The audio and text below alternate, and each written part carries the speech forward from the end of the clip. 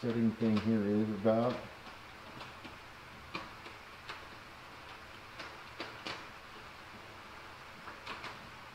So it says streaming.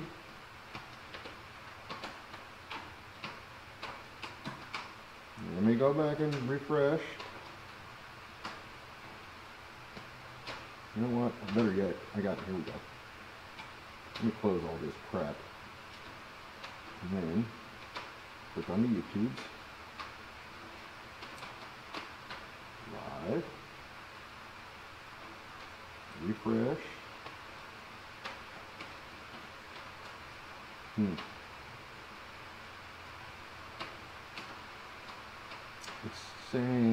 It's showing me a bunch of old crap. It's very interesting why it's doing that. I don't know. How's the audio? Okay, now, what in the world? That is from much different. Let me click on this, and then click on this. There's that. It's not showing anything. What in the world? How do you click on this stuff? Edit settings. Unlisted. Why is it showing unlisted? That's craziness. Save. It said public, but then I had to go into the settings and then it said unlisted. Unlisted? What are you talking about? There, I just got a notification, so Sharp Bin Forge is on the YouTubes again. Hey, look at us, man. Technology. So let me swing back over to the chat. I have not even lit a fire at this point. I want to back this camera up a hair if I can. I'm going to try my best not to create havoc, but havoc is one of my favorite things to do. I'm quite good at it. I mean, you gotta embrace your strengths, right? That's what I've been told. Okay, so what are we looking at here? You can kind of see the top of that thing. I'm okay with that. I can scooch this up just a hair. Whoa, hang on. I can scooch this up just a hair. You're still seeing this camera, which I don't care. I mean, it's not ideal, but at the same time, I mean, yeah. It's still cutting my head off though. Let me raise it up. It's trying to, what's it, Josh and Judd and all the fun people. Right on. Let me try raising this up a little bit with the angle. And see if I can keep the anvil in the shot. I don't care about the camera so much. Okay. I just don't want it chopping my beautiful head in two. That's better. So if as long as I'm here, you can see me. And then anvil cam, which it's still in the frame, but I could back it up and then zoom in, I suppose. Does that bother people? I don't know. It kind of bugs me. It kind of bugs me. How is the chat thing looking? Angle it up some. Sweet. Does the chat, are you guys seeing the chat stuff? That's the only reason I even have this laptop out here. I thought it would make looking at the, so the cross chat, so people can see when I'm answering something, people in theory should be able to see it. I don't know, like on the delay aspect of it, how well that's gonna work, but we'll see. Let me turn this light back on, which I had turned off for some reason. All right, I don't know if it will help, but I can't imagine it hurting. So let me, especially when I'm trying to show a piece off.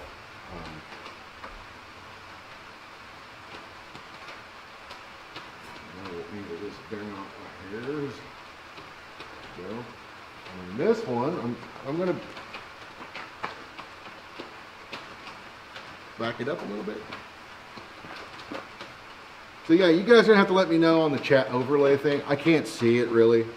I mean, I could if I was monitoring it through OBS, I suppose, but I want to be able to see. I want to be able to see the actual chat and not the chat, not OBS so much. Okay, cool. So you're seeing it in there, and then you should also be able to see it in the video. So that way, because Facebook, to be honest, I'm really only doing it for the Facebook users because it does not repost the Facebook stuff. So consider yourselves special, because Facebook is special in that non-woke kind of way.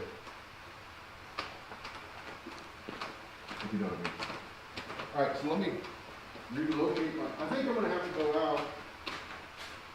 I think I have to run into the house because I don't have a lighter, and I have nothing to light. I have nothing to light my forge with. So, one of the cool things I can do now that it's on the laptop, get those pieces over there.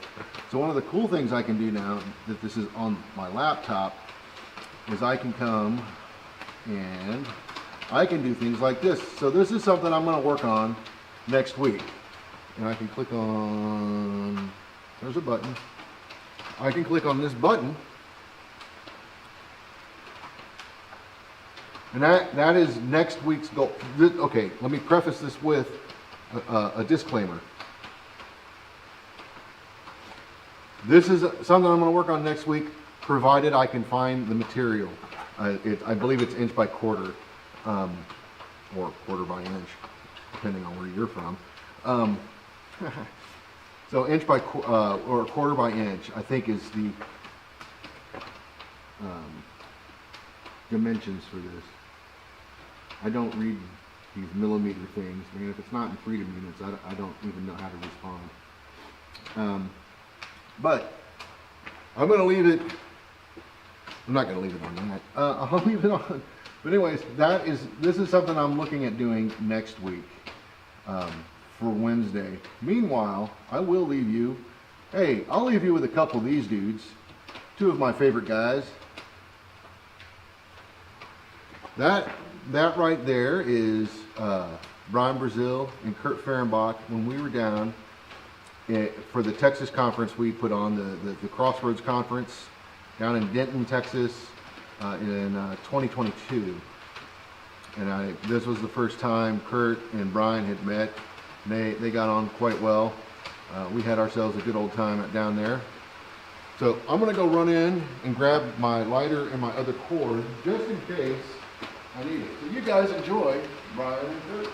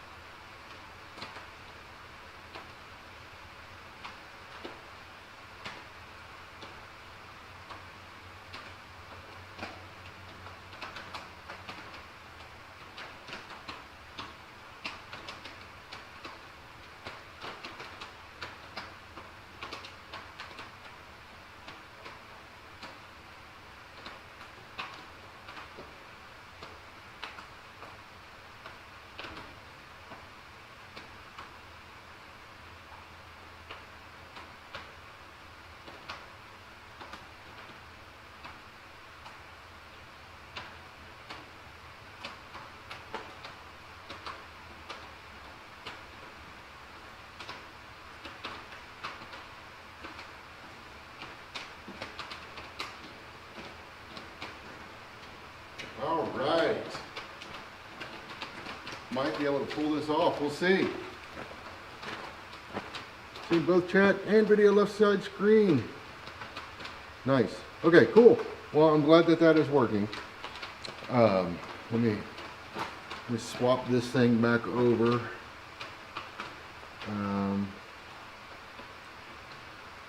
I'll click on the OBS thingy again just to make sure we're all righty. We look all righty. So this camera, I think I'm going to back up. But let me get this fire started. You know what? This is a giant chunk of fat wood that needs to be processed.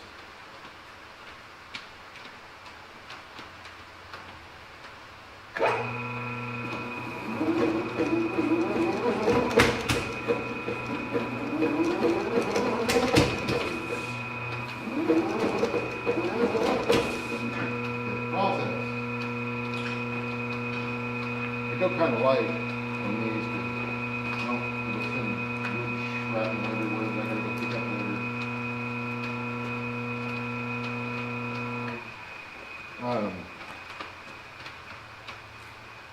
But being the ever ready guy that I am,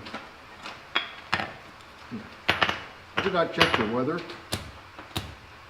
so all of my regular wood that I would normally use is soaking wet right now.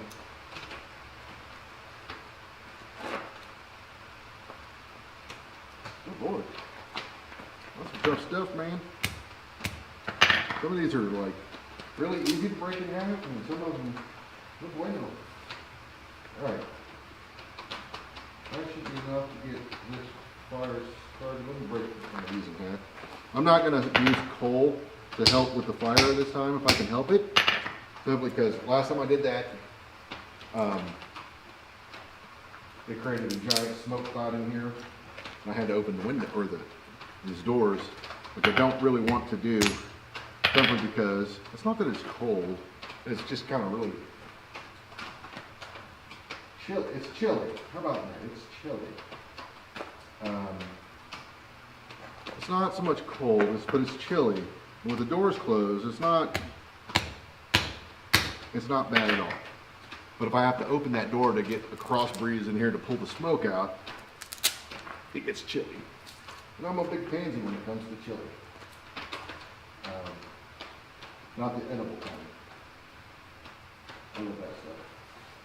Alright, so I did have enough thinking to bring out some extra fat wood though. For next time, or this time, should I screw this up? So hopefully, a big old piece of clinker up there. Right. But hopefully, we will get this going. Now, you know what would be handy is plug everything in. I should put some tape on this so I know which one's which. Okay.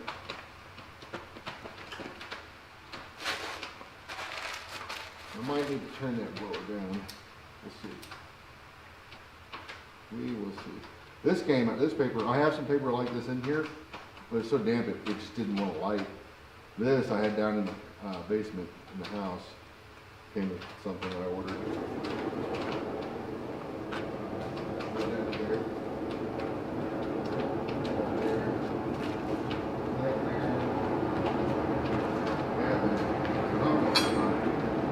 Nice roaring fire.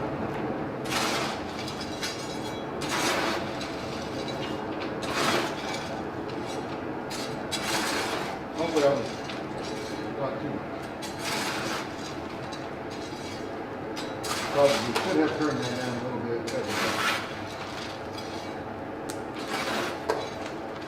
Let's see if we get this fire.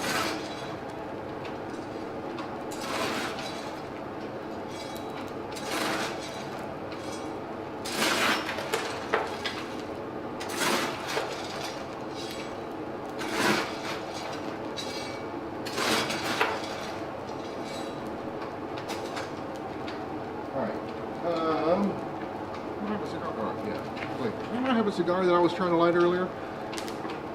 Okay, you switched over to YouTube, right on. Do you guys notice a difference, like between YouTube and Facebook? I'm gonna guess most of you aren't watching on Twitch. There's a few people. The Twitch community, I'm actually been kind of impressed, to be honest. There are a lot more people doing this type of stuff on Twitch than I would really have ever even, it baffled me when I saw it.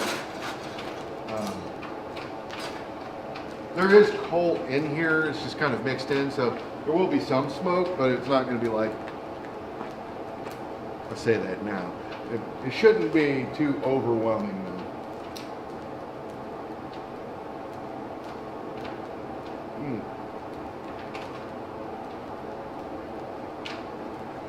And I was going to move this camera back. So let's see.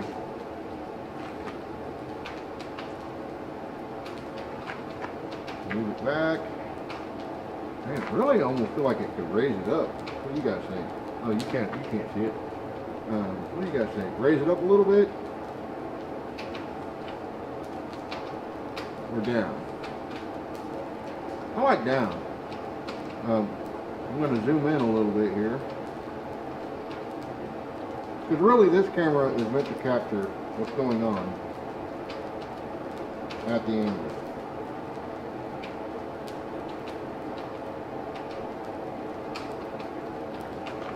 Got this to the side. I use, I mean, it's not quite in focus. It's not terrible. There we go. Yeah.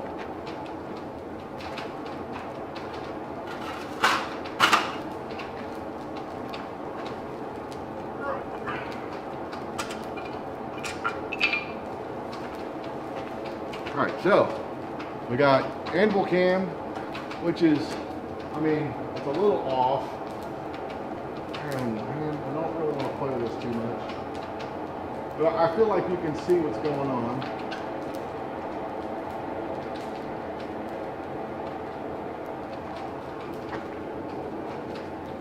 You can see both sides of the anvil just fine. I really kind of wish I had one on this side too, but not there yet, man. Not there yet. This looks like it's going pretty well. I'm gonna load this bad boy up. And we'll get to forging soon.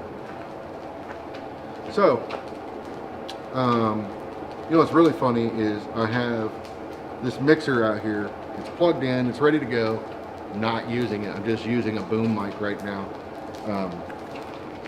which is connected to that camera. Oh, look how, I mean, like standing right here, that thing is bright.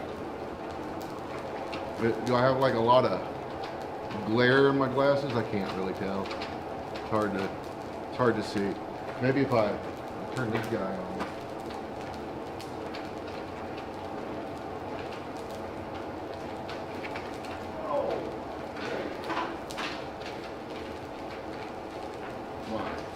Super duper shot light.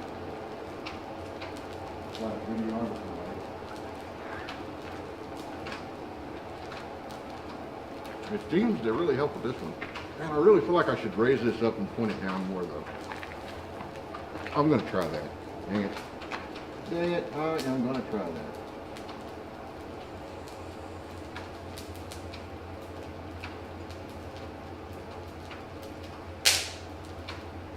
And then I'll tilt it down. What happened? Oh, I want to switch that.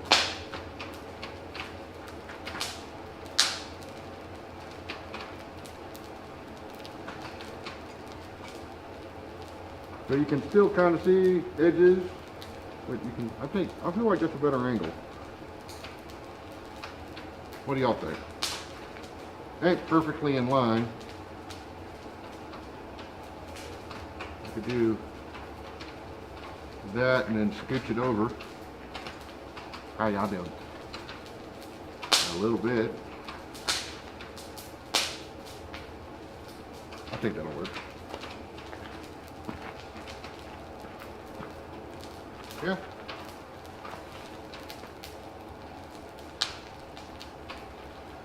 Well, thanks, man. I'm trying to keep it as nice looking as I can. To me, it's important for me, for people to be able to see what's happening at the anvil.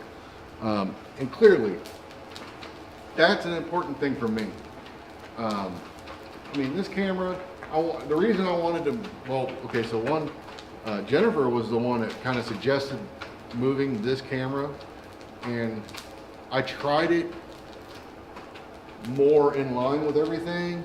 The problem with that is it's just kind of in the way. So I moved it over into the corner. It's kind of in the corner right now. It's not back in the corner, but it's over in the corner. And I feel like that's giving coverage of all the important things right now, except for the vise. It can't quite capture that. If it was in the corner, I could probably get the vise in the shot. But I got a lot of stuff back there I got to clear out first. So, I think this is a good compromise. You can see, I can walk around, you can see. I think the only time you really, my head gets chopped off is when I'm like up here, and it's not that bad.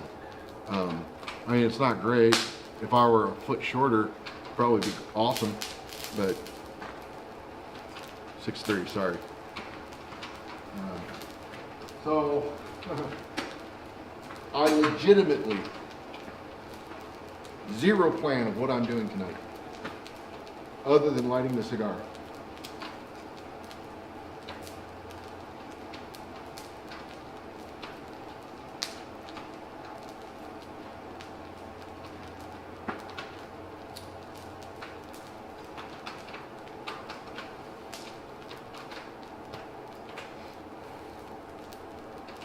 Trying to think about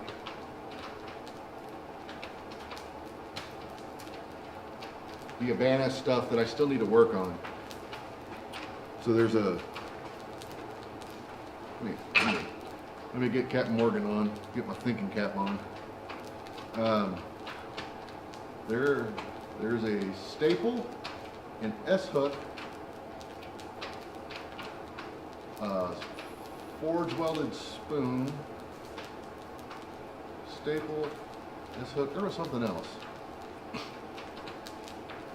Some other silly thing in there. There's a 1/4 inch round punch, which I'm pretty sure I made. I'm just not sure. I don't know where that stuff is. So I'm kind of like having to remake a lot of things. And to be honest, 1/4 inch round punch is a fairly simple tool to make. But all the level 1 stuff is fairly simple to make. Now, if you're a beginner, you're a beginner. So it takes a little more effort. But once you start getting the hang of it, you'll see. It's very simple stuff.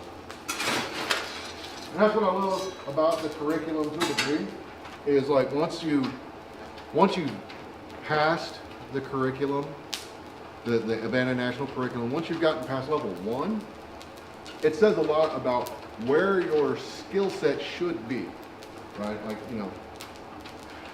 it just kind of helps. It's not saying anything beyond a preliminary, like, okay, this person should at least know how to draw a taper, should know how to take, do a round taper, do a square taper.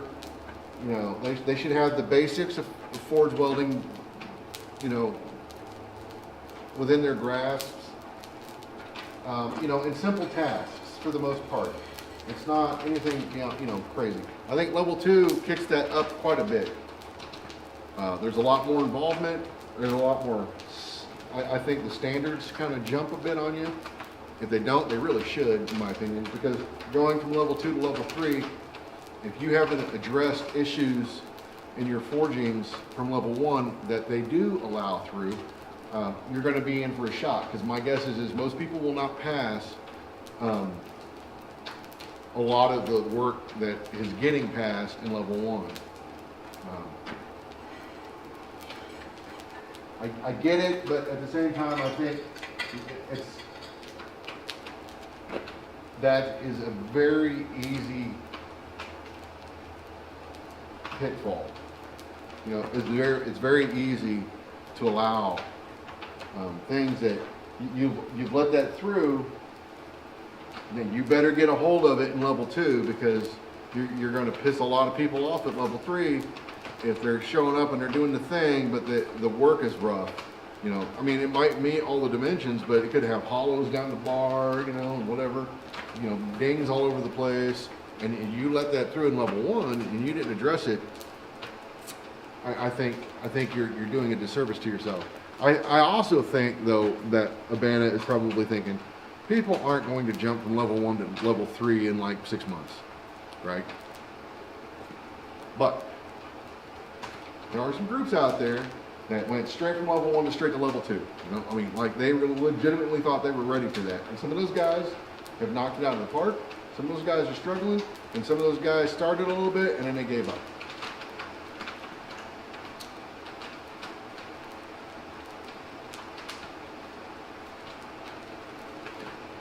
And to those guys, I would say that quit. That's fine. I'm not saying anything bad about that. I mean, if your skill set's not there and you recognize that immediately, that's cool. I get that. I mean, I think you're still well within the realm of being able to complete it, I think. But I also think maybe at that point you kind of go back through the level 1 stuff again and just, you know, see what you can do. I don't know.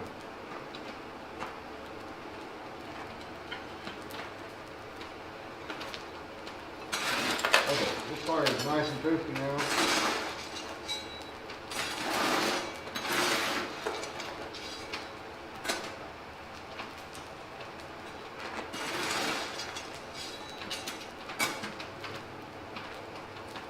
Kick that thing up a little bit. We got smooth atmospheric smoke floating all about. It is slowly working its way that way. Man, I really didn't want to have to open this door. But I'm glad the video is clear. I don't know. It's not raining really hard right now.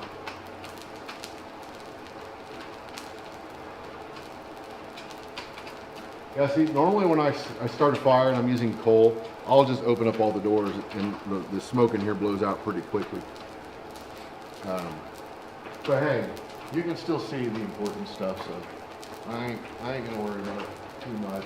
Looks kind of cool, to be honest. I mean, I'm looking at it on the big screen. It's pretty cool. Yeah. Okay, I'm not gonna do anything without a hammer.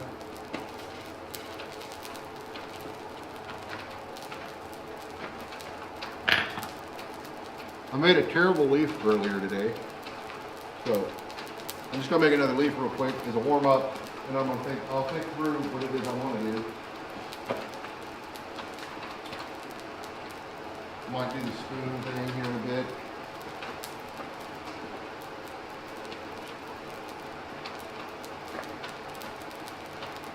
Oh. Let me jump to the handle can. You guys let me know what it looks like. Well, I mean, it's not bad. It's not great.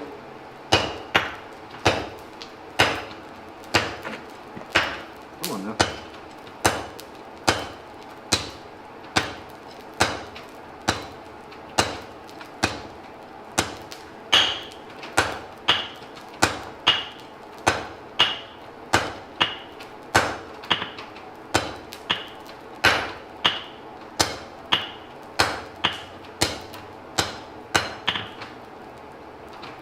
Like that. I'm not earlier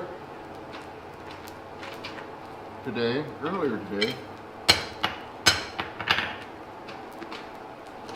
I had started the set down on that leaf, and it was too cold, and I paid the price. I paid dearly. You guys get quiet, it freaks me out, makes me think something's wrong. I'm going to switch over to OBS, blah, blah, blah, blah, blah. Everything's looking good there. We'll come back over here.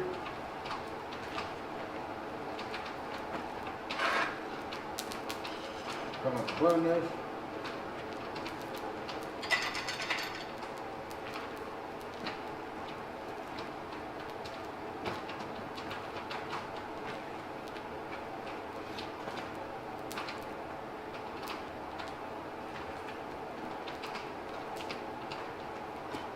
Really kind of wish I had the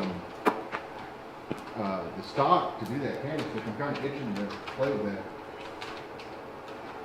It's not nearly as hot as I'd like it to be.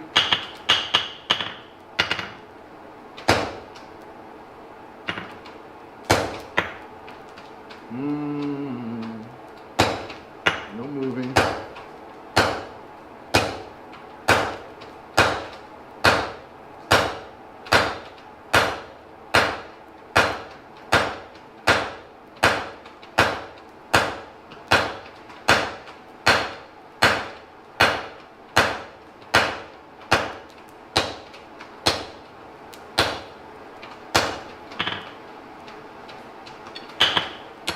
Okay. I don't know how well that comes through. All these lights, it's hard to see. It's hard to see what it looks like. Anyways, the candlestick, I'm kind of like, I got ideas. I'm gonna try to do the candlestick Wednesday. So my normal quote-unquote street time is Wednesdays at 8 o'clock, as long as things don't screw up like they did this Wednesday. And hopefully I will have either located, it's coming back. I will have either located the material here or gotten some elsewhere. We'll see. We will see.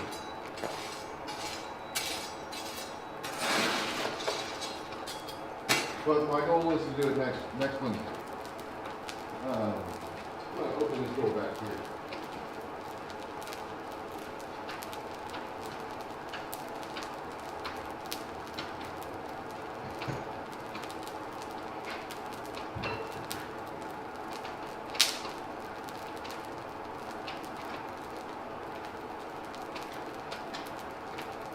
Just open another door to help clear this out. I've noticed it started coming back. Shoulders up, shoulders up. So there's one and there's one. Down here.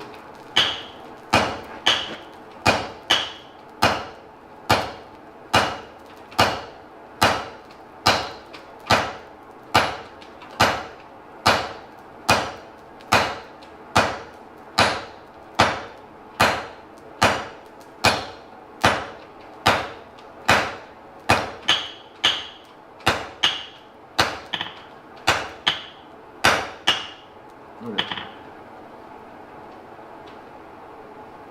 Okay. Shoulders up, by the way. Well, it's all fuzzy as get out. I'm on the wrong camera. Anyways, so when I'm forging on this side, I want these shoulders down. Right? Or, you know, I want these up while I'm forging on this side, and then vice versa. When I'm down here, I want these up. So that's what I mean by shoulders up. Usually in bed, because yeah, you got real work to do. I'm an idiot. I just come out and do things when they inspire me. Or I get stuck in a bunch of stupid meetings, and I'll put my earbuds in and come out and forge. Funny enough, I didn't actually do that today. I logged, because I knew they weren't going to ask me any questions. So I just logged into the meeting on my computer in the house, and then came out here. it was one of those like big town hall type things, you know, where like all the people in there, so they weren't ever going to be asking any questions. So I was just like, I'm gonna bail.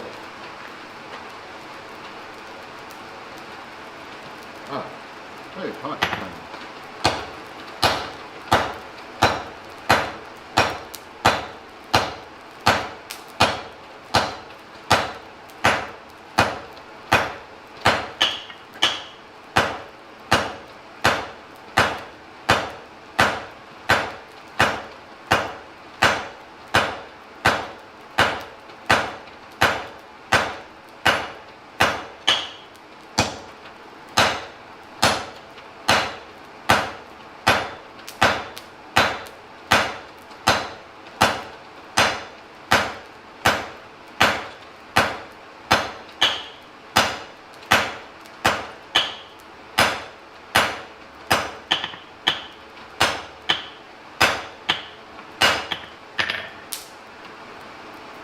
Alright, not quite across the end.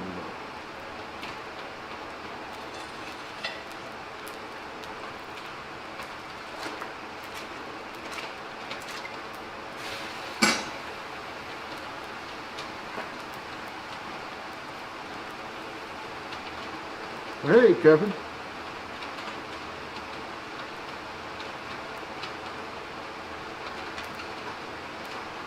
And is the chat overlay thing, is it useful at all? Is it up there too long? Do you think maybe I should reduce the time? Does it look okay? You know, you guys let me know. And I will try to make adjustments that make sense to me.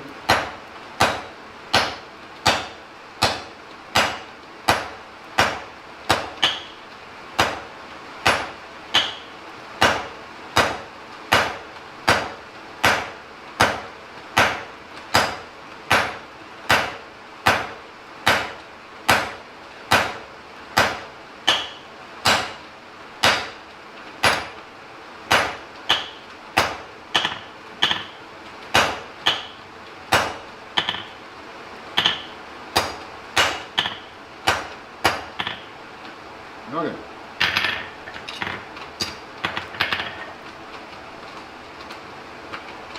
So that's, alright, man. This is why I set the cameras up the way I did.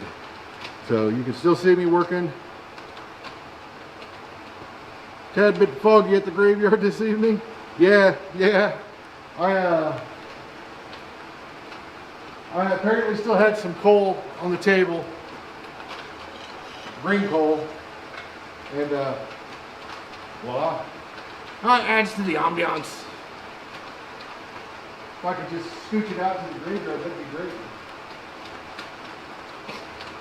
How is the rain noise, by the way? I mean, I can see the volume.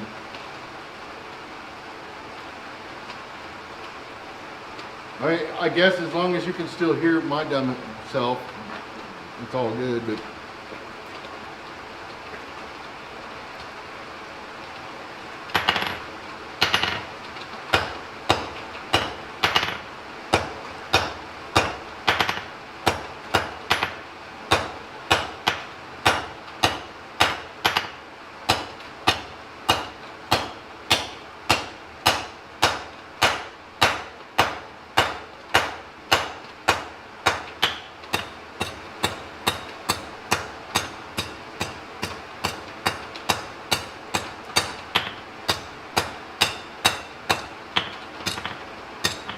dangerously thin on that end. I'll switch to the camera next time, but rain noise not a problem. Smoke on the water, fire in the sky. Yeah. What else? This next heat I will switch. Maybe.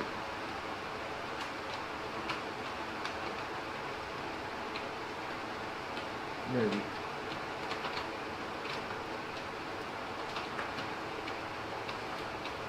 What do you guys say?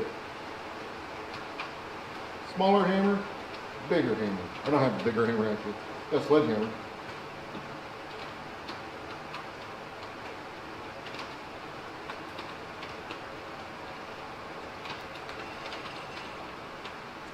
Keep an eye on this so I don't burn it. I'm gonna switch now so I don't forget.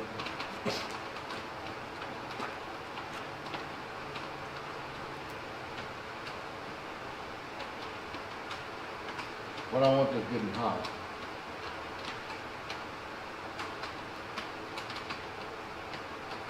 Almost there.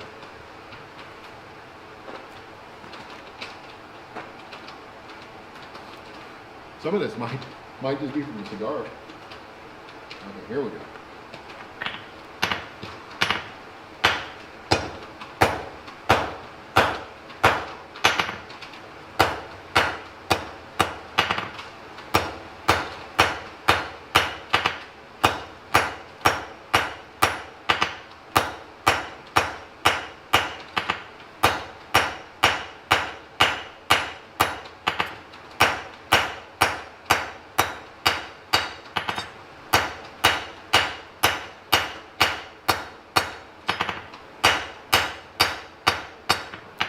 Alright, that's where I'm at.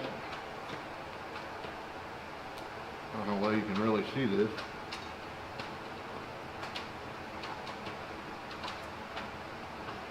Kind of hard to see, huh?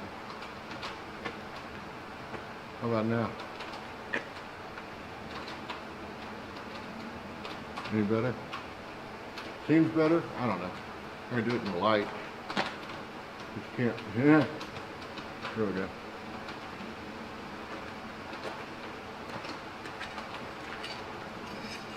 Am I supposed to be using a cross peen for this? I forget. Is there like a rule? Let me check the chat real quick. Rain noise still isn't a problem. Good. Okay.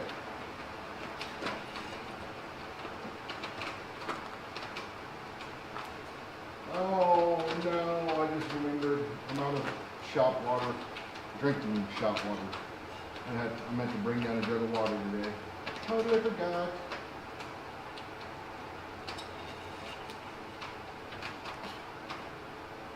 So you notice I've been flipping this back and forth. It's just easier, I find, than I can do it.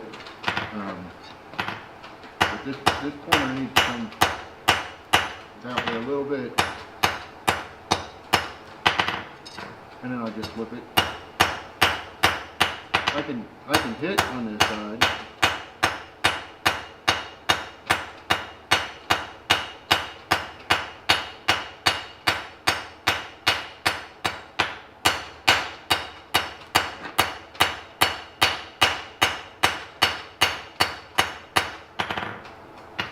But heat is your friend. I'm going to switch to a smaller hammer here in a second, but I want to finish what I just did on the other side with this hammer, just because the die will be the same. I don't want to switch dies midstream until I've done the same thing on the other side with the same die. Then I'll switch to a different hammer. I might switch to a cross peen for this to finish it out.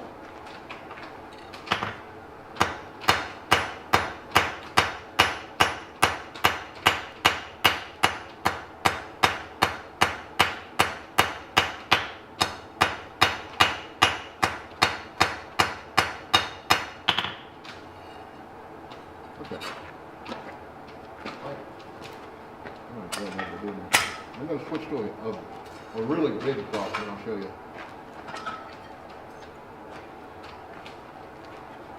I forgot to switch. Oh no.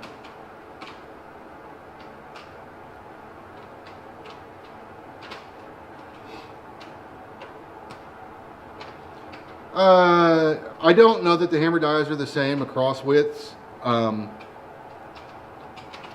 Because each hammer, most of my hammers were all made by different people, but this is the cross peen I'm switching to. You know, it's nice, big, fat. Like the hammer I just used, Ethan Hardy made. This hammer is an Andrew Larson hammer, which I know the dies on this are different than my 3.5. That one's more like 3.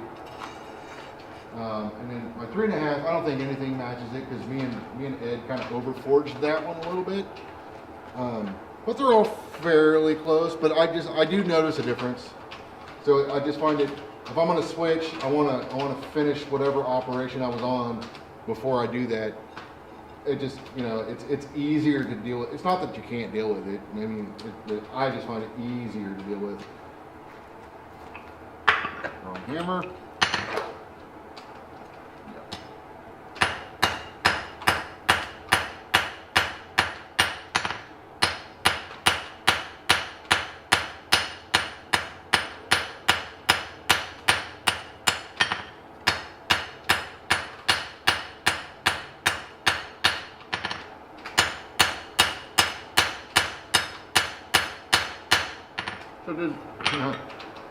So does anybody know?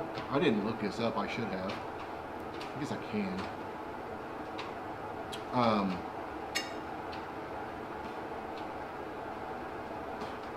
Does anybody know the style of leaf? Is there a specific style that they're looking for? I've already done a fullered leaf. Not really happy with how that, I mean, the leaf end of it's fine. It's the curlicue end of it that I don't care for at all. I might need to just cut that off and draw it back out, fix it.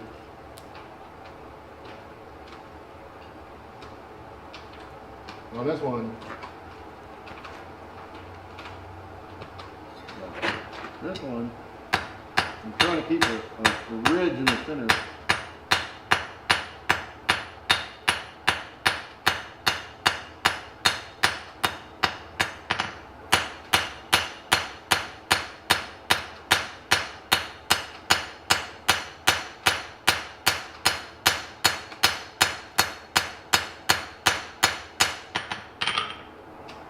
I'll show you. I don't know how well it's going to show up on the camera. Oh yeah, you can see it. So I'm just trying to keep that ridge in the center. I'll switch the camera this time.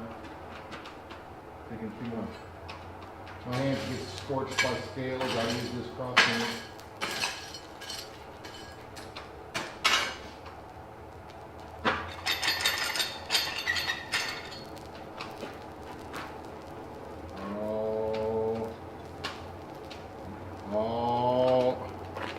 Burnt it. Can you believe that? I burnt it. I don't know how I pulled that off. Okay, let's see if I can salvage this.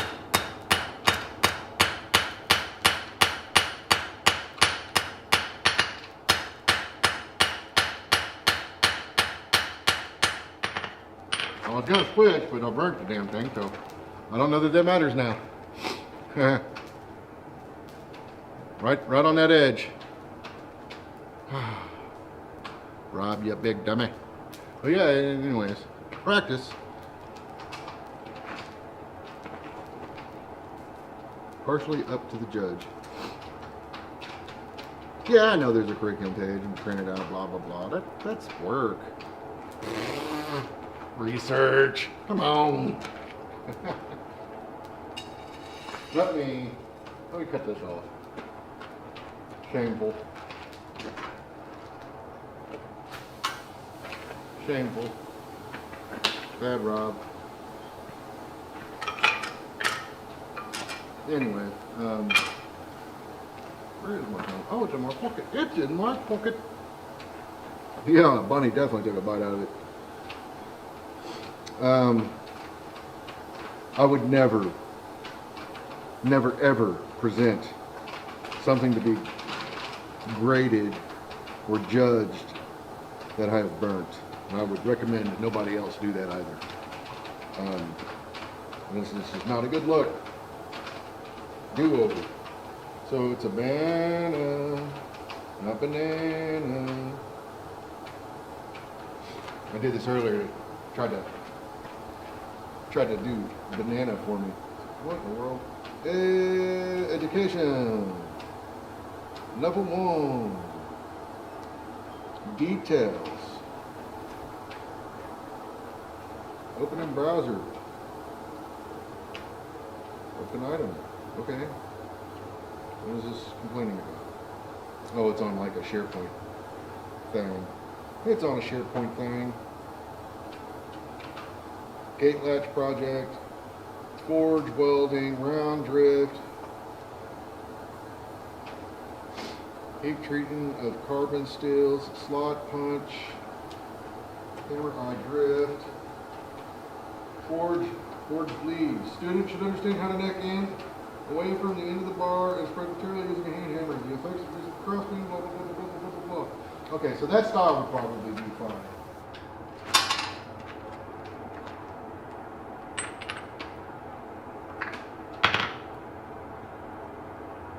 Yeah, that style would probably be fine.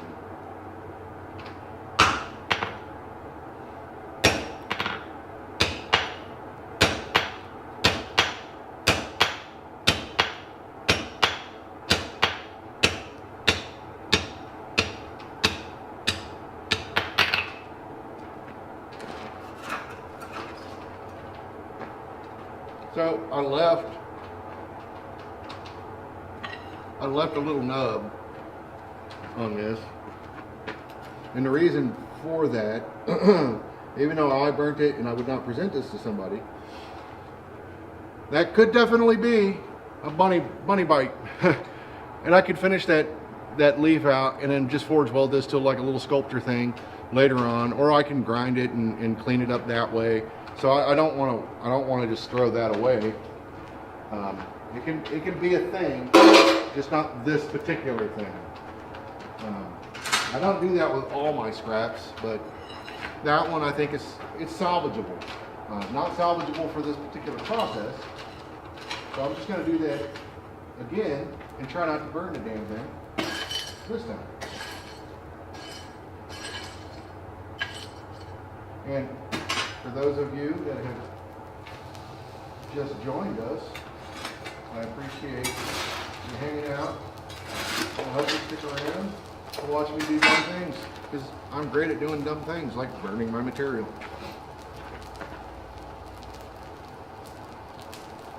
What you burn now is a leaf, Jonathan. To me, the anvil height is more about a groin hold of tongs than a knuckle height.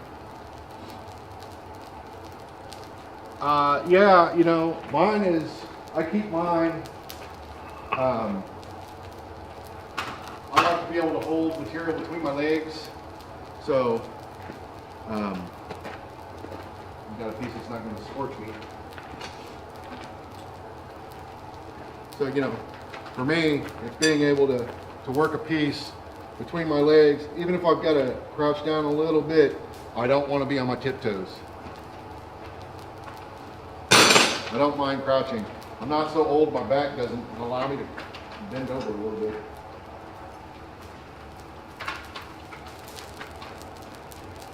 But yeah, I'm with you on the I look at it as your inseam height is typically where I do mine, but I drop it a little bit. Because I work on like up to, you know, I'll work 1 inch by hand. So I want to be able to put that between my legs and not have to stand on my tiptoes.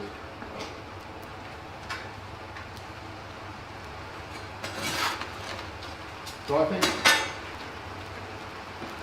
I want to say this is right around 30 inches. Might be 31. My inseam is actually like, I think I'm a 32.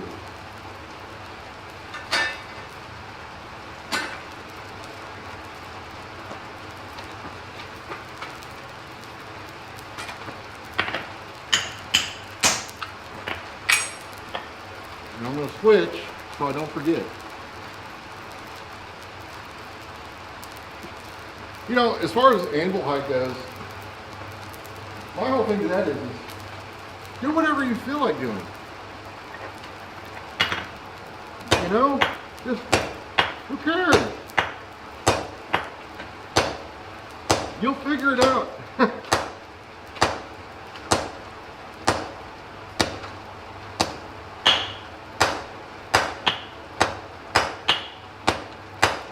Dudes on the internet though,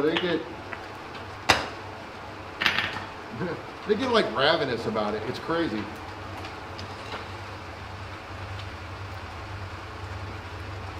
I hear rumbling out there. I can't tell what the noise is. Yeah, like the same goes with hammers. I'm a big proponent of rounding hammers. It is my primary hammer of choice. I use a rounding hammer, not this particular one, but I use a rounding hammer every day, without hesitation. I use one of these every day. But if you don't want to use one, don't. Don't tell me I'm wrong.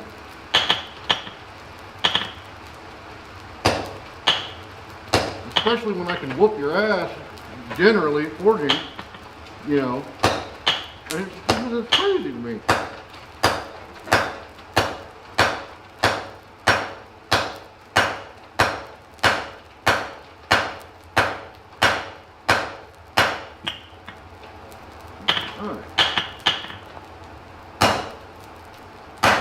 I'm just marking right now.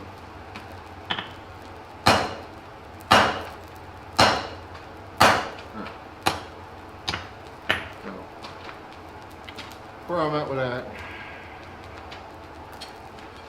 But yeah, I've had dudes tell me before that I'm using the wrong hammer for the job. I'm just drawing out material. I'm like, huh?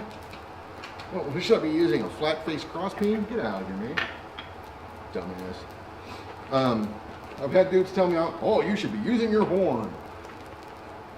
It's, okay, well, first of all, on a small anvil, using your horn is a very ineffective way to draw material out. Sorry, it is. If this was like a 400-pound anvil, yeah, you got plenty of mass into that bad boy. All day long. Have at it. The edges of your anvil are going to be infinitely more aggressive in that particular procedure.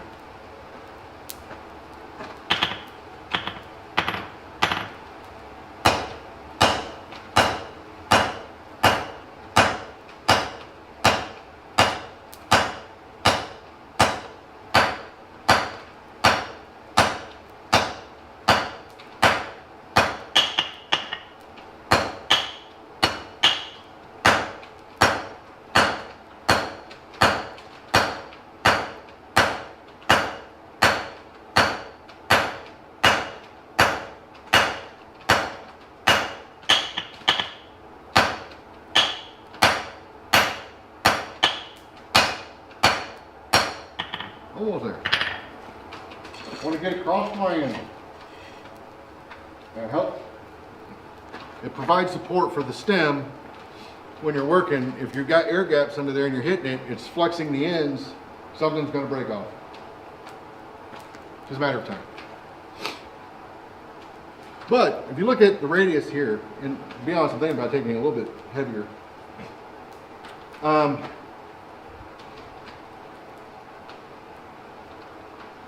You're kind of doing the same thing on the horn, except you've got the mass.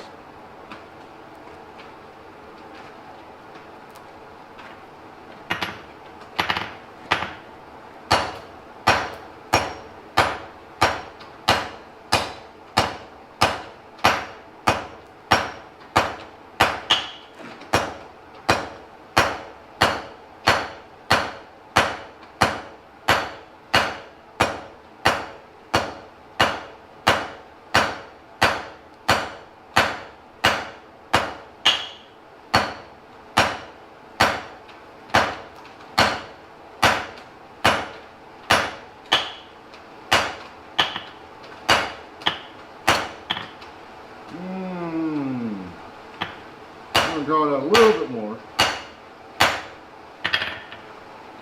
but it's basically there.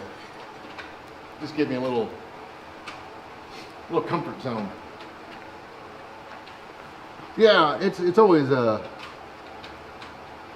well, dude, if you want one of these hammers, I'll tell you, you forget about that CMA business and come to Quad State. We'll make you one. No, it's a good experience, to be honest. I would like to go. It's just, I got so many other things going on typically.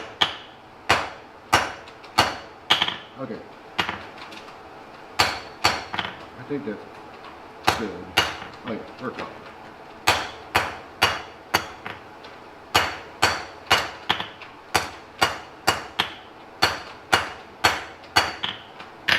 Okay, so now it's across the anvil, and now I can work the whole thing. I could do that down here too, by the way. If you got a square horn, you don't have to do this, but this is just good practice. So once you get across the anvil, you can work this whole piece without there being an air gap under there. I mean, there might be because it's not straight, but you'll flatten it. But now you can work the whole thing, whereas before you have to be very cautious about that. Hey, Alan. Oh no, you guys aren't watching Clay around, are you? But I'll shut this stream off. I would not. So how's the class going out there, man? That's one of those things, that's another thing I'd love to be able to do, is to go out there and take a class out there. I think that would be a great experience. Maybe, I might try to do that next year.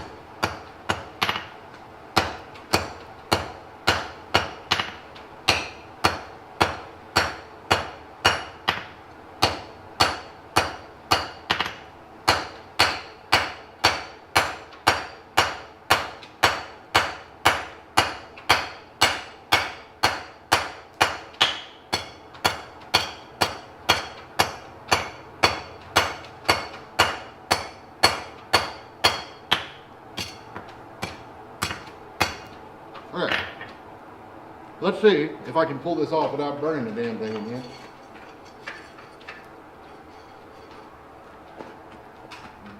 Put my rag up here. Nope, not enough juice to hold that up there. There it is now. Take that sucker.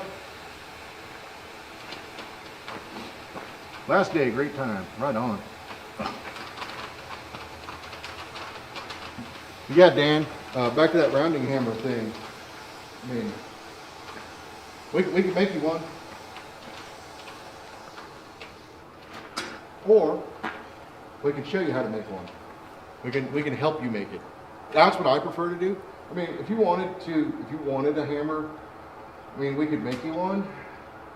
But to be honest, I would rather show you and have you do it, and we walk you through the process.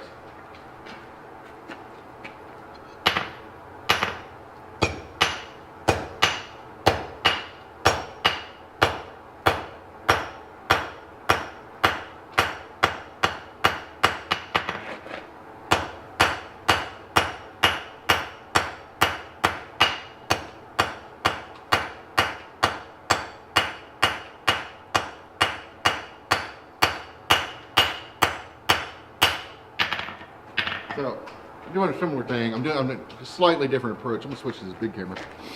Slightly different approach, but essentially doing the same thing I did earlier, minus the burning. I hope. I think I'm gonna pull those bottom lobes out with the rounding hammer, and then I'm gonna switch to the cross peen, just cause I like using that cross peen. I really like that hammer. Hinata Wara made that one a couple of years ago. And I don't really need to do a whole lot. I just want to kind of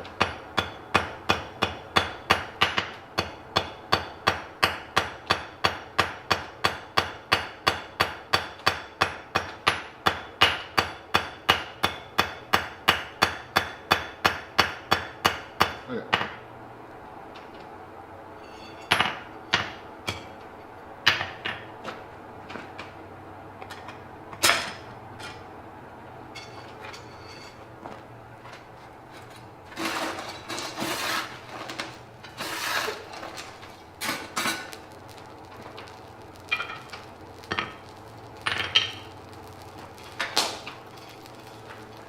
an eye on this sucker this time. We'll switch. Oh, baby. Oh! Try not to burn this one.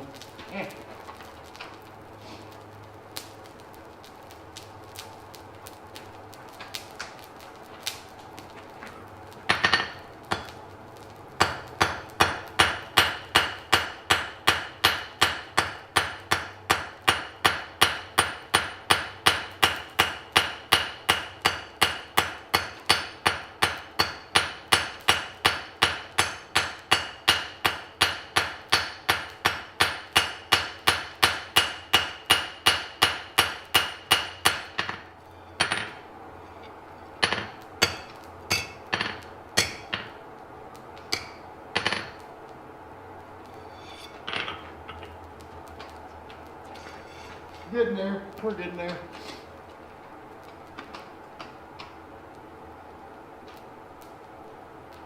Now I want to start thinking about not burning it, but raising that middle vein. I like that look personally. So, okay, cool.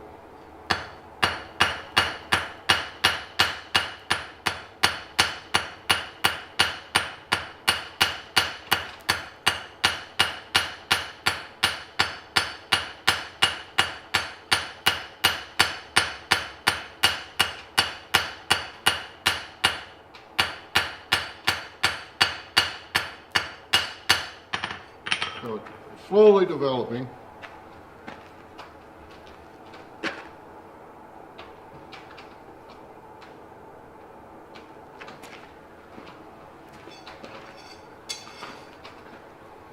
And this, one of the reasons I like doing this, there's a lot of hammer control involved with getting that nice and clean and even all the way down. I haven't done this in a while, so I can see it. I can see I haven't done it in a while.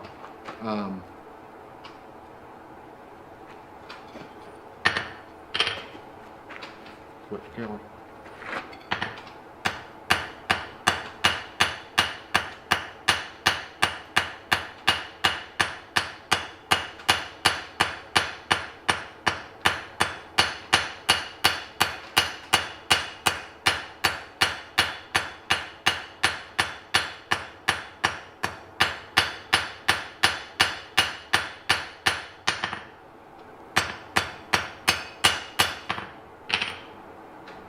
So it's this way. It's down this way, so it's not centered. So I got to push it up. So it's right there. I need to push it up some. It's down a little bit. Well, I'm sorry. I need to push this side. Needs to come down a little bit. I'm looking at the camera and I'm like, it's all backwards. Sign off time. Well, have a good night. So yeah, I need to push this down and then it wavers down here, but the tip is right there. So I gotta get that in line.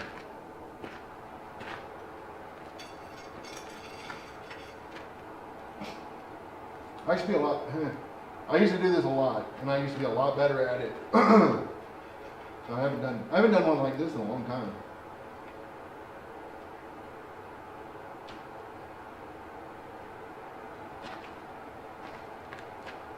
Pretty sure I just burnt the tip off.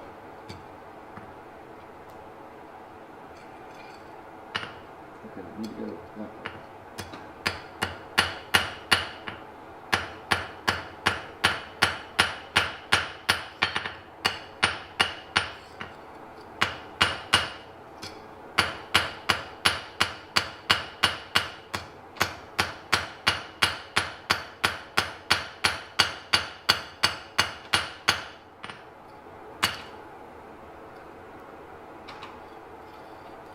Okay.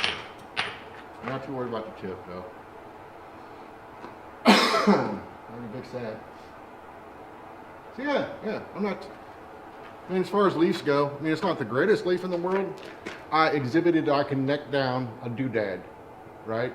I mean, if you really want to pronounce that, what you do is you you start it earlier, and then you can really raise it up. And then if you really want to get fancy, you raise it up and fold it and put it in your vise, and then upset that seam, and then pull it back out, and that looks really cool. What do they call that? Form folding or something? I don't know. Fold the doodad? How about that? You want to call it fold the doodad? Fold the doodad?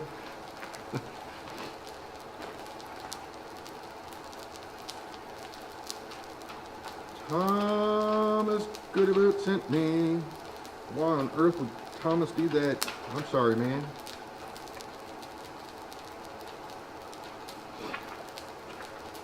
Yeah, and you can do that technique, Dan, with a cross peen. Notice I'm using a really fat one. You can use a smaller one. Honestly, the smaller ones are harder. You got to be a lot more precise.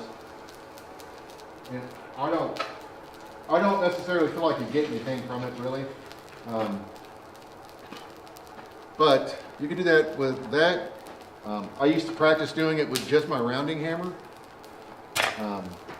And you know what's funny is one of the reasons I started doing that was to show knife guys. It's like if you can't make this leaf with this, you know, what do they call that? A medial ridge. Like if you can't make this leaf like that, how can you ever make a knife? Like how are you ever going to forge a knife? Oh, you're going to grind it. Okay. And I'll tell you what, Jason Knight can do it. I bet you Will Stelter can do it. And there's guys out there that will forge this stuff.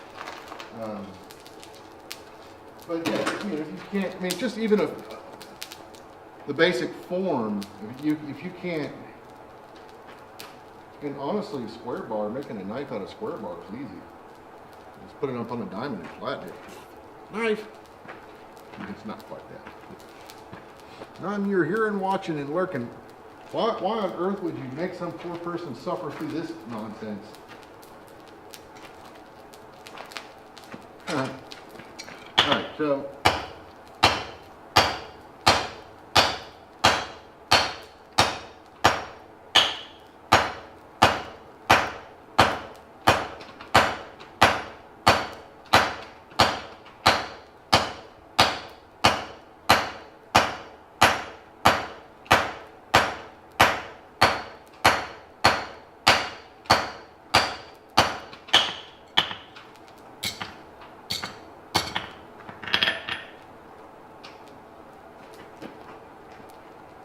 I want this hot. Notice how this is dipped down? So, but I want to get this hot. So I would rather, if anything, have it more like that.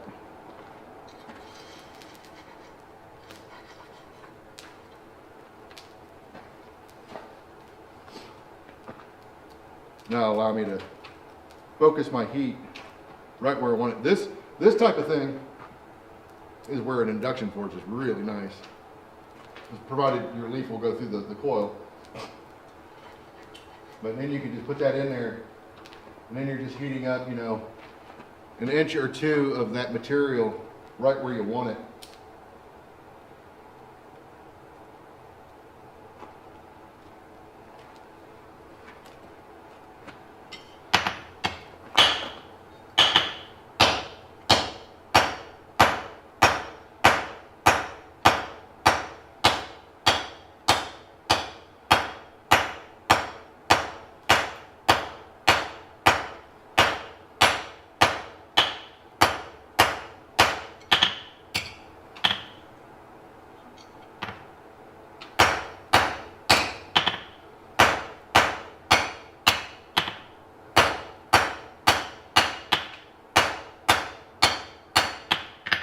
I didn't switch.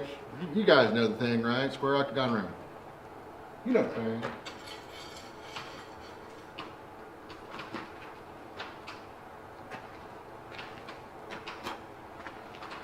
When I see great things happen or going to happen, I like to share it with the masses. Well, you're going to see something great. Might be a great mistake. Might be a great mistake. I'm gonna switch the camera though. So I just took the corners off, went around this piece up. Down here where I've been forging.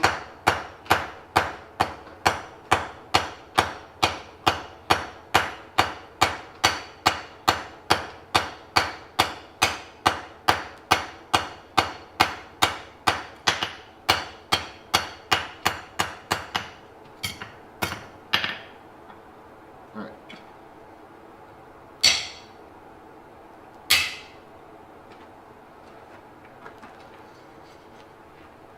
I burnt this last time I did this too. See if I can avoid that.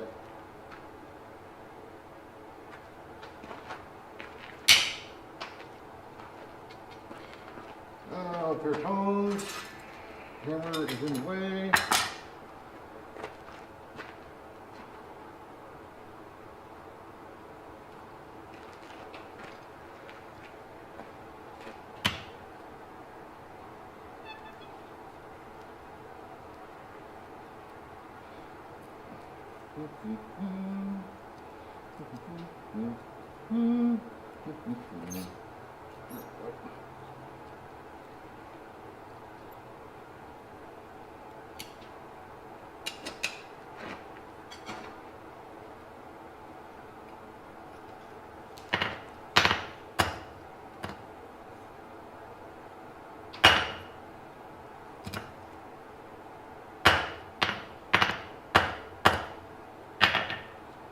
And just a little critic here. I can't see it very good.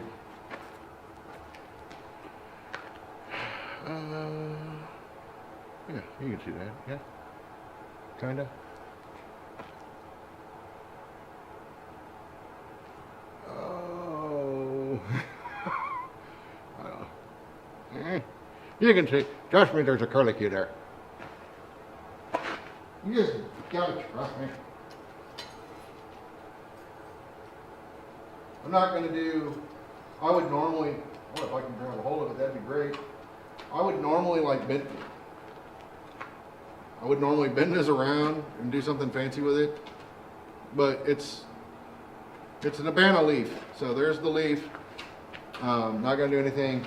I'm not going to put a lot of effort. I'm going to clean that point up later. I'll just use a file for that and clean that up. But I mean, I think the principle is to show this part, the neck down. So I'm going to put that over here with my other pieces. For those of you that did not catch my meeting this afternoon,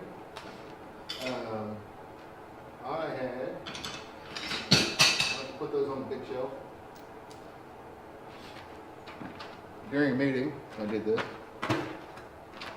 I did my square taper. Yeah, I did square taper. I did a round taper. Right there, round taper. It's probably really hard to tell, but it is round.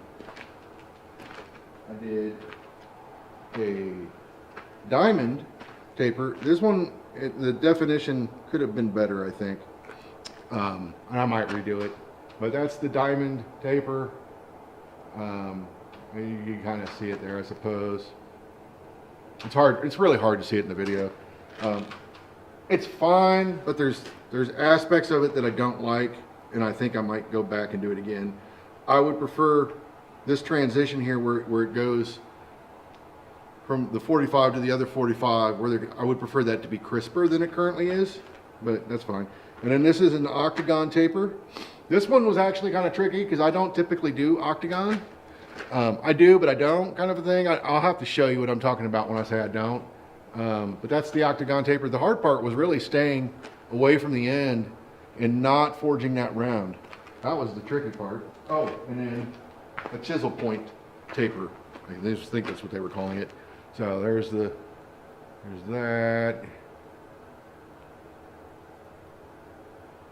So you got to do, I guess, you got to do each one of those.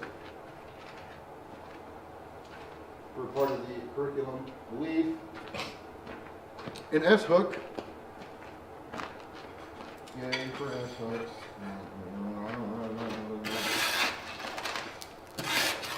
So I know what they're asking for in their S-hook. S-hook. It's fairly simple. But man, there's a part of me is like, I see your simpleton version of an S-hook, and I'm going to raise you a square knot forge welded S-hook. How about that? How about that? Put that pipe in your pipe and smoke it. So if you haven't seen that, this is what I'm talking about. So it's a square knot. These two pieces this was 1/4 inch, and I forge welded this together, and then joined these, made the S-hooks and joined them up. And it's actually a little loose. The other one I have will actually come apart, but this one I got a little Hulk smashy on it. But yeah, S-hook. Because Rob I can't. The type of cigar, what is this? There's a Cuba Libre. Don't buy these. They're terrible. No. If you smoke, they're great smoke. They're relatively inexpensive. I think they're up to $70 a bundle now, though. I used to get them for $40 a bundle. But they've gotten really popular. Cigars International is where I get them from. And they're a great smoke.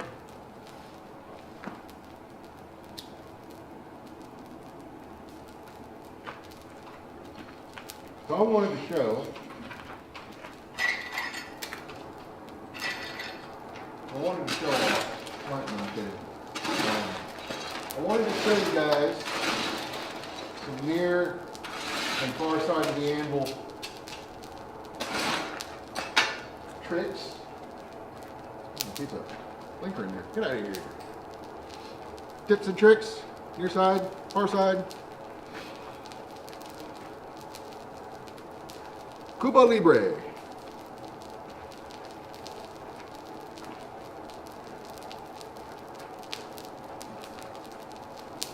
Shirt coming out.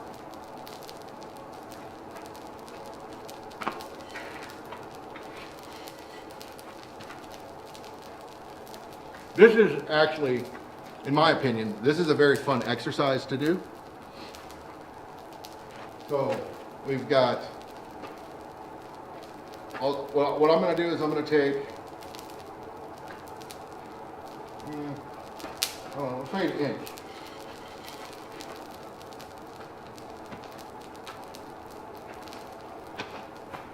I'm going to take an inch of material, and I'm going to forge it on the near side with the anvil. As soon as I get a drink, hold us.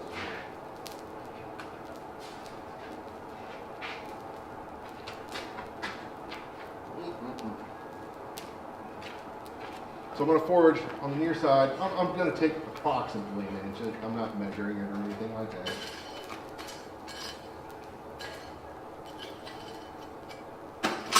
And I'm going to forge that down, and I'm going to take a 1/2 inch.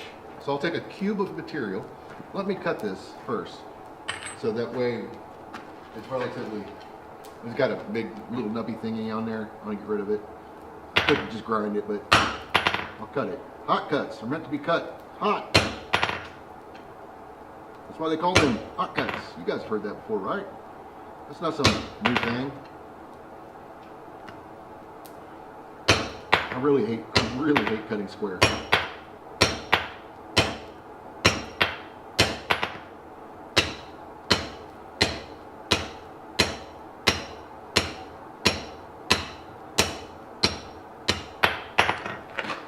Straighten this bar up a little bit.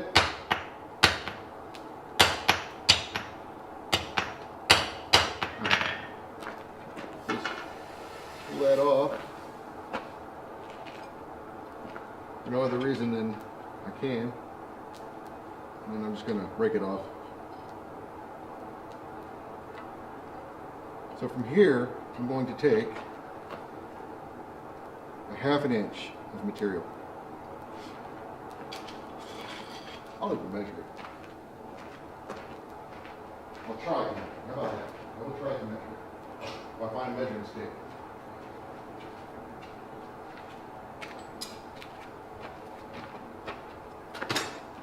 Otherwise, we'll just guesstimate. Now I've been using this hot cut, tapered hot cut, in this anvil for almost a year now. I ain't broke the heel off yet.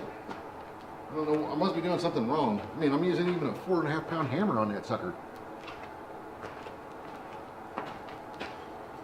I must be doing something wrong. I don't know.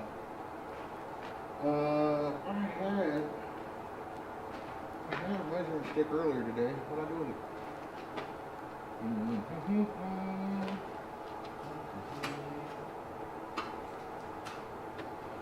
No idea. Oh, there's one. 1/2 inch, right? Can I make 1/2 inch work? We'll see.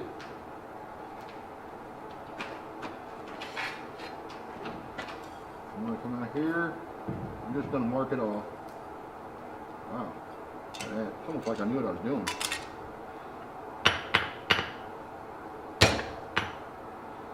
Alright. I'm just gonna do it one more time and get it hot.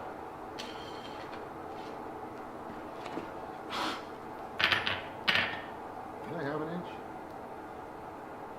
It was like right on, but alright, hey guys, I'm gonna put this over on my TV tray. So if I go looking for it again, just yell TV tray. Alright. Near side only. Right? Like here. Uh-oh, move. There we go. Move to a more radius edge though.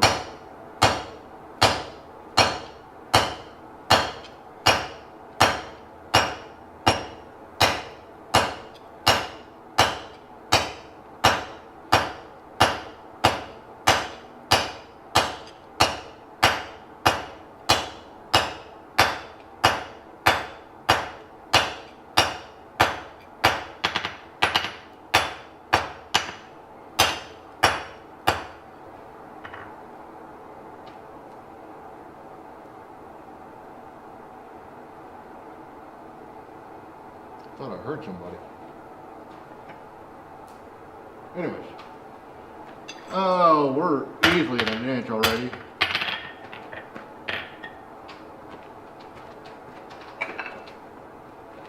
We are at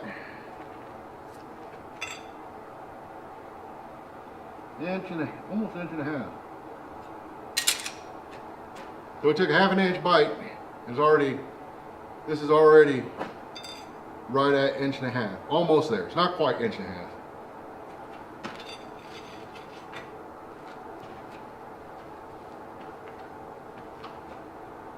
But what good is that? Well, I might need to do something like that. Who knows? It's just a demonstration of things you can do with the near and far side edges of your anvil. I got a little hot. Okay. I'm going to take this down a little further.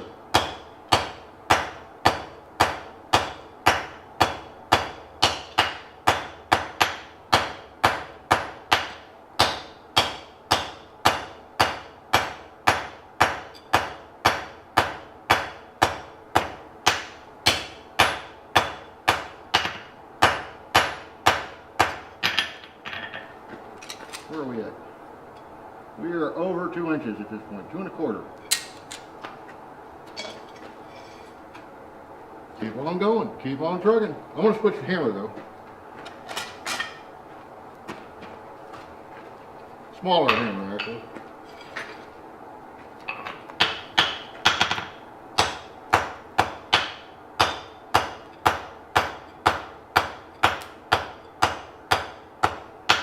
Oh, that's getting away from me. Better deal with that now. The competition that would have cost me.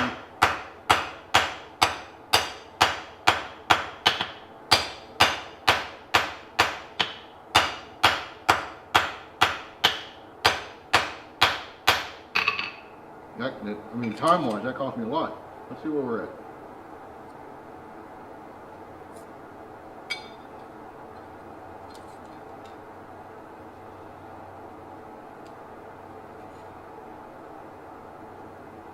Yeah, we didn't get very far. Further, but not very far.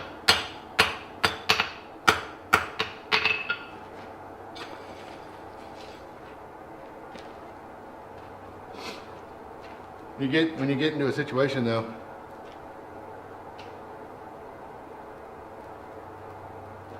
down to do the challenge. I don't know if I've seen that, but I'll look. Tell me all about it. Ooh, that bar's getting hot.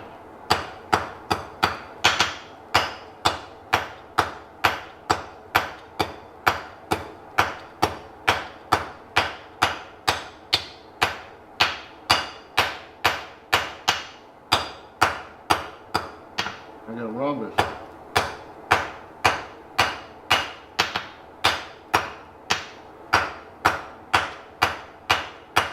When you get a rhombus when you're this small,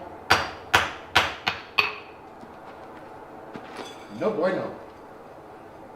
Stop what you're doing. Either round it up, or if you can correct the rhombus, correct it. So, I'm going to feed this in.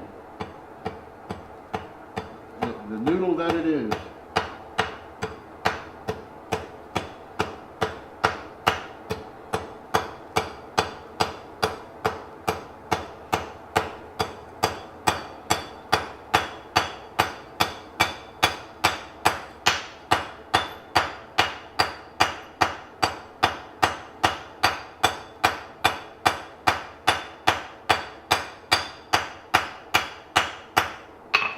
Right.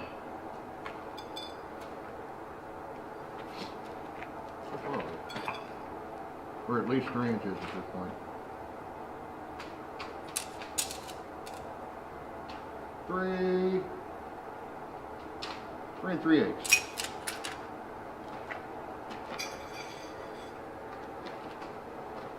And I'm not rushing. I'm not trying to like break records. It's just a good practice. Hammer control, really. And then learning, you know, how far to take something. Loaded bars out.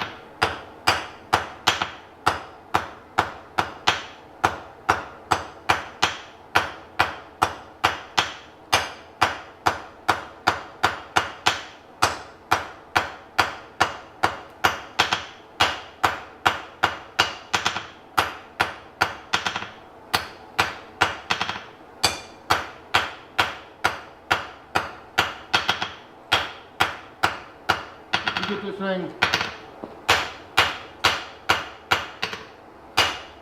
this thing, out of square at this, I mean, that's under 1/8 of an inch at this point. If I were to round that up, it's definitely smaller than 1/8 of an inch.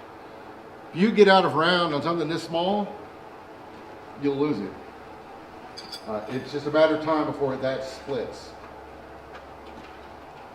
It'll start, because a rhombus is, it's essentially creating a round on the inside. And if you don't fix it right away, it's never a good sign.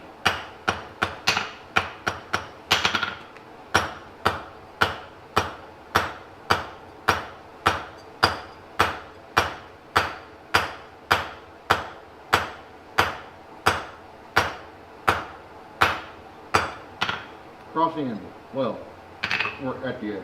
So it should be 3 3/4 inches, I think.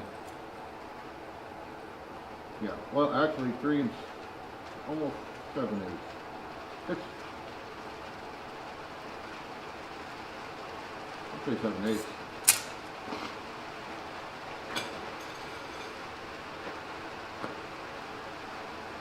And the rain is coming.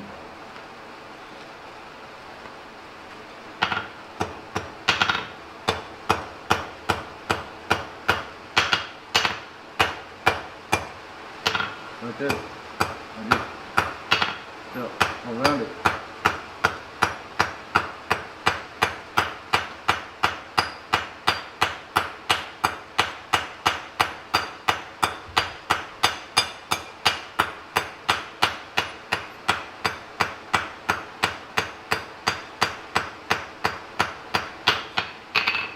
Oh, you know what would be fun? There we go. Let me pull it off. Like all the way. Let me turn this down. I don't need it that hot right now. Alright, here's something I haven't done in a long time. I don't even know if I can still do it. I don't really have the best camera for doing it. So, cold. Yeah, cold.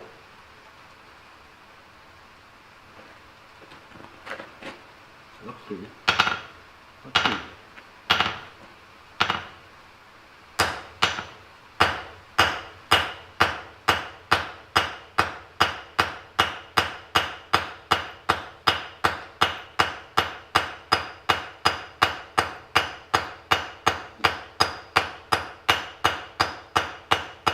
Yeah, I'm losing it already.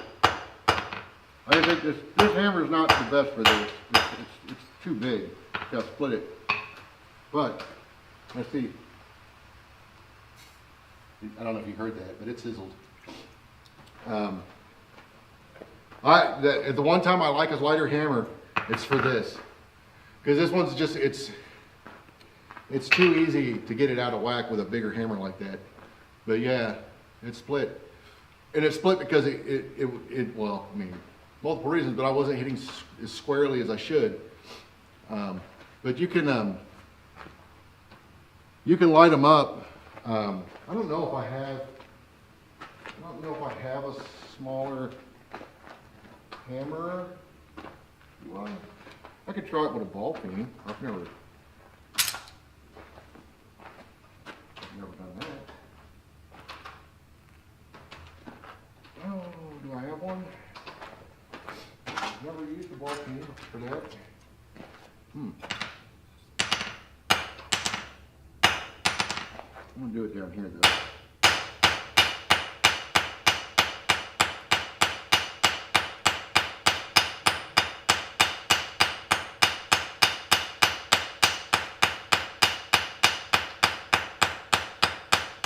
Yeah, this ball peen's not.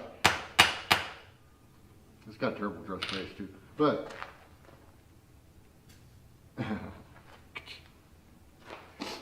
I mean, it's there, it's close. I find I have a little, I mean, it's a tiny little cross peen that I like to use for that, and it works great. And you can light these up. You can do it. The really, for me, I find the smaller material harder to light up than the bigger material. For me, like a 1/4 inch bar, I think is, for me, easier to light up than it is this smaller stuff. Because once you get out of whack on the small stuff and it starts to go out of square, you've lost it. It won't heat up. So what little sizzle I got was because I was keeping it square when I did, and then once I started losing it, that went away and it was losing heat pretty rapidly at that point.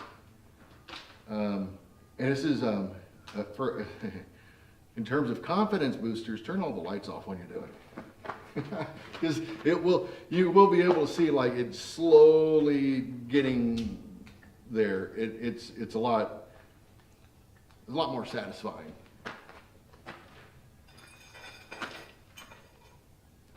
But let me take I'm gonna take a piece of this, maybe like an inch. Yeah, it was close. I haven't done that in a long time. I did that I practiced that a lot a couple of years ago, but I haven't really done it since. I don't swing like that anymore. I'm not a big proponent of fast swinging. I would rather use a bigger hammer, more control. That's just my opinion. It works for me. Well, that's one way to cut it off.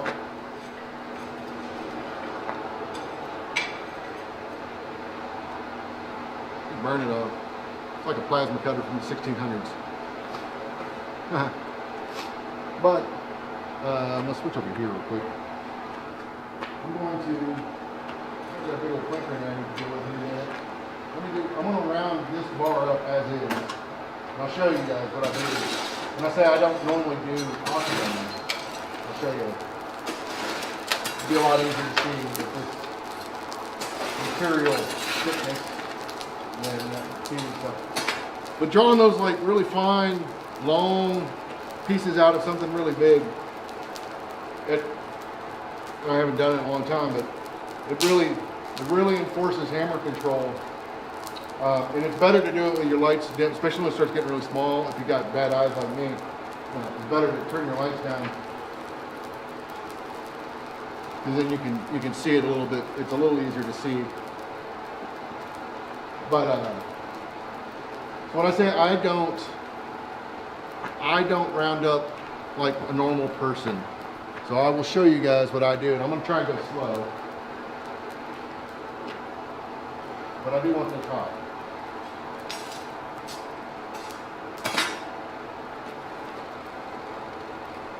And I don't care if it burns a little bit on the end, it's already burned. Okay. There we go. So, what I do is round die, or flat die, actually. Corner, feed it in. Corner, feed it in. Corner, corner, corner. Each time I'm feeding it in.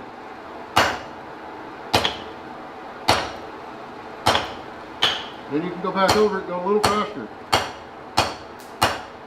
Feeding it in slowly. You'll see this ridge.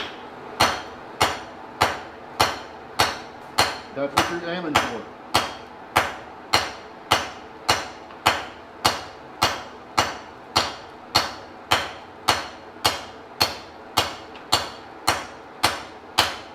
You got a rough round, and you can clean it up. I'm all the way on the anvil now.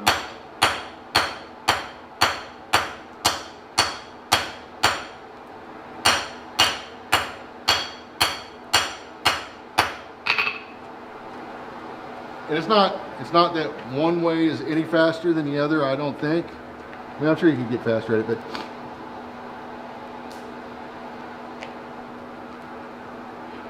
but it's mostly rounded up. It could be cleaned up, sure, but that's how I typically round something up. But what you have to do when you're doing it this way is bear in mind that as you're feeding it in like that, you're still drawing it out. So you want to keep that in mind as you do it. Then you can do the same thing on the far side. You're pulling it into yourself versus feeding it. You're feeding it onto the anvil, not away from the anvil. If that makes any sense. Now I'll show you two more things real quick. Am I on the right camera? I'm not. I'm going to switch.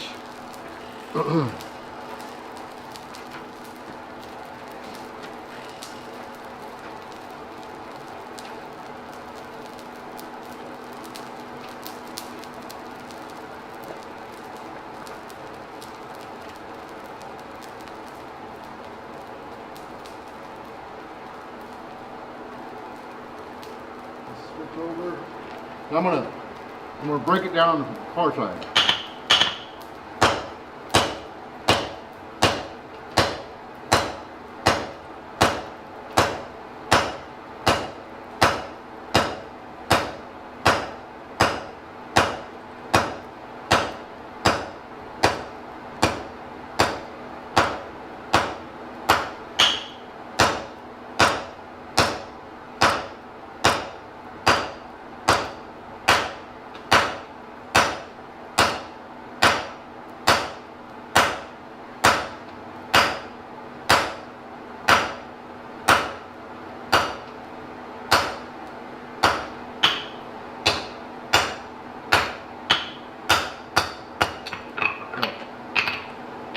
All we did is put paper on there. Now we'll clean it up. I've shown this before, I think. I'm going to clean it up. But then I want to start barring it up, making it all essentially the same size.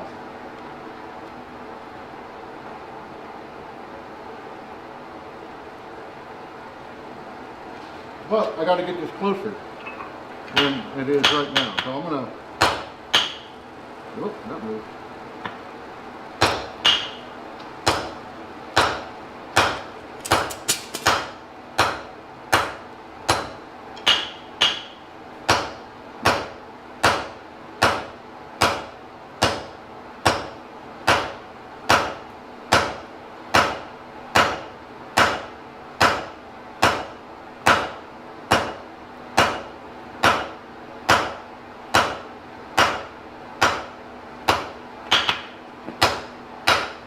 So let's say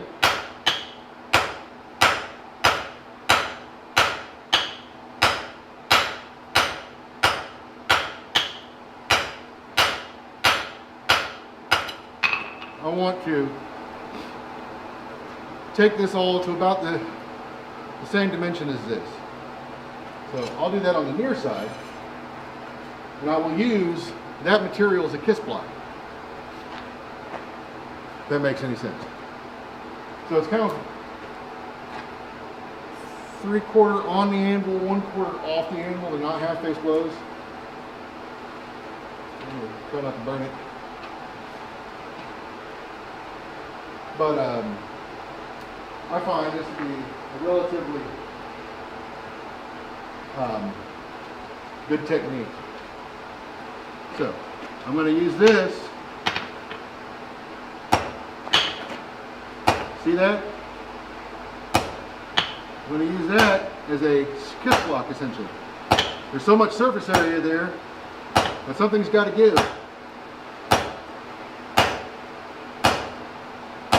And it's the far, or the near side there, over here.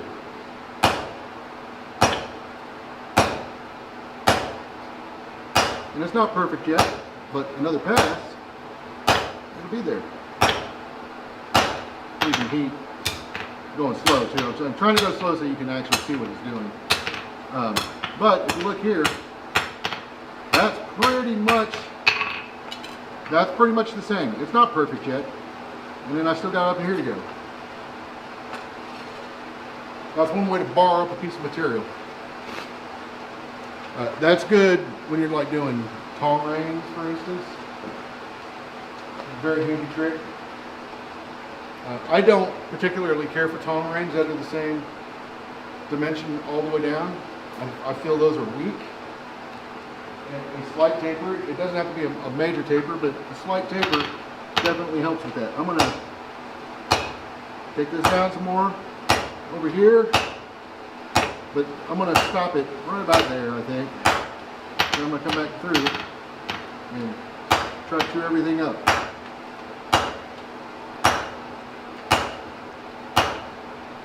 Taking small bites. The smaller the bites, the closer you're going to get to that dimension right out of the gate.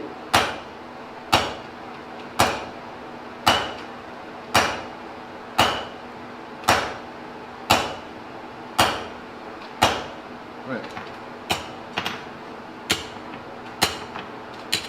Straighten it up, clean this up.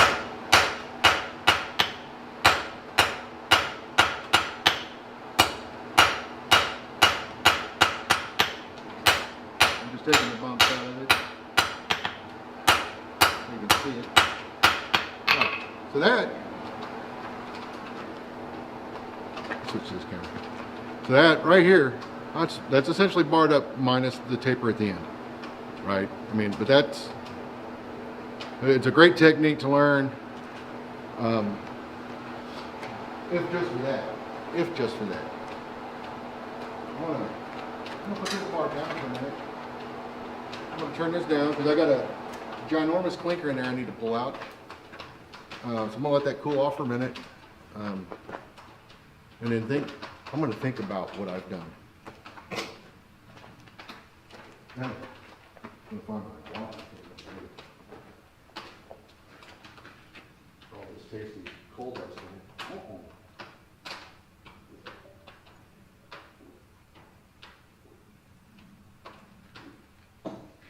Ah!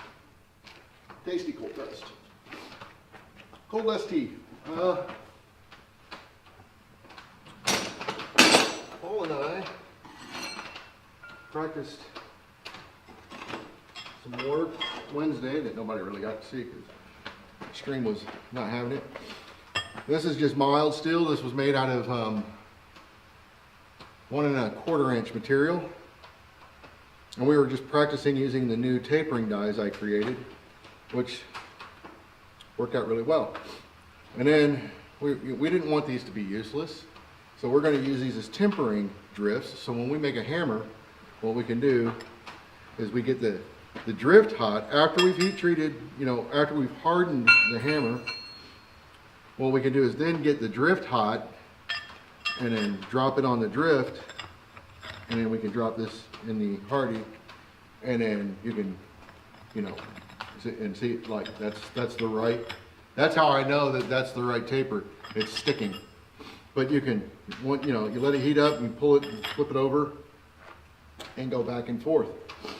And then usually what I like is having 3 of these on the ready. So we'll do, we'll have 3 of these in the fire, and when we're ready to temper it, we'll heat them up, bring them out, drop them in the hardy, and then drop the hammer on there. And usually, depending on the size of the hammer, usually by the 6th pass, we'll start to see the colors run. And the nice thing about doing it this way is your cheeks and your eye are going to soften up much more than the faces ever will, which is what we want. We want to bring those back quite a bit. I'm getting an induction forge this year, I hope. I've already got it ordered, but I think that will help because then I can just heat the faces and then quench that. But this is a little set hammer that Paul and I made. It needs some work. It hasn't been ground yet. We didn't have the greatest of billets to start with, so this face is going to need more grinding than typical.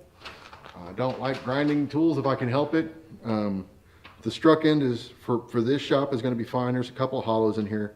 Those will get forged out. We're going to grind the edges anyways. But this is a little set hammer, and we've been needing one of these for a while in here. I had to retire my other one because it was just getting abused. So we got a new little set hammer in the shop. And I need to make a couple more, and that's going to be a handy dandy one. And then I made an actual drift that I really at first I didn't like, but the more I looked at it, the more I started to like it. This is a piece of sucker rod. It was 1 inch. I did fuller it probably more than I needed to, but that's fine. It'll be fine. I'm never going to bring the drift that far down anyways, but the rest of it I'm very happy with. So that'll be a nice good drift for smaller hammers and top tools. Could probably do up to a 3-pound hammer, 3.5 pound hammer, but you're going to start getting way down here. And at that point, 1 1/8 would be a better material choice for that drift, in my opinion. But practice, and it came out to be a usable tool. We've been quite happy about it. I did a punch. Oh yeah, we did a hammer eye punch on Instagram. That was like the only thing that we could get to work. And I misjudged the material size. So this was made using, it wasn't really, we forged a billet down to like 1 1/8. And it should have really been 1 1/4 inches. And there's a couple of problems with it, but I mean, it'll punch a hole, that's for sure. Not too worried about that. It's probably going to need some grinding now because there are a couple of chop marks in there. I know Rob needs practice. It's been a while, but anyways, it's still a functional tool. And it should hold up pretty well. I'm really happy with the eye for the most part. It did get a little bigger than it needed to be, But I mean, it's centered on there. Got about the same material on both sides, which is always a good sign. One cheek is a little longer than the other, but I blame, we had a mishit. So, but like I said, it'll tool. It will tool. I keep hearing what I think are voices. Hope those damn graveyard people didn't wake up. Let me see if I can get this clinker out of here. Yeah, I killed the fire. Might have waited too long. Sometimes you don't get, you run away and you got nothing but a giant clinker in the bottom, and then you gotta do like your Ford. You won't have enough fuel in there to get things going. I'm gonna try to get it out of as whole as I can, but I'm not too worried about it. So there's the clinker.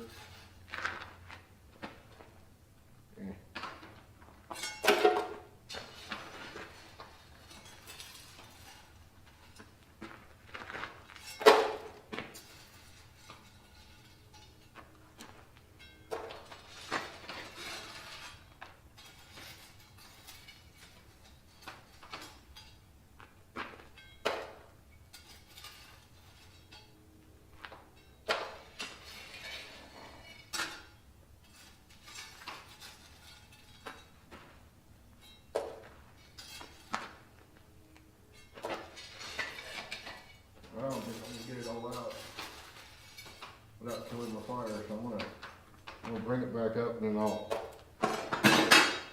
try to remember to clean it a little sooner.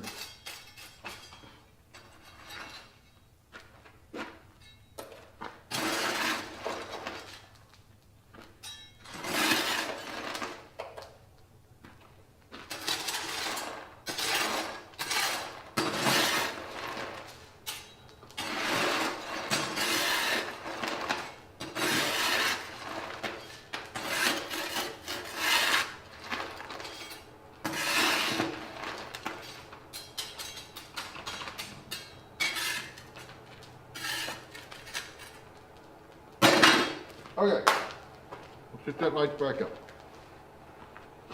Yeah, I'm really thrilled. I got some more. Paul left some of that material here. So, that fits really good. He nailed that fit on the first try, I believe. That son of a bitch.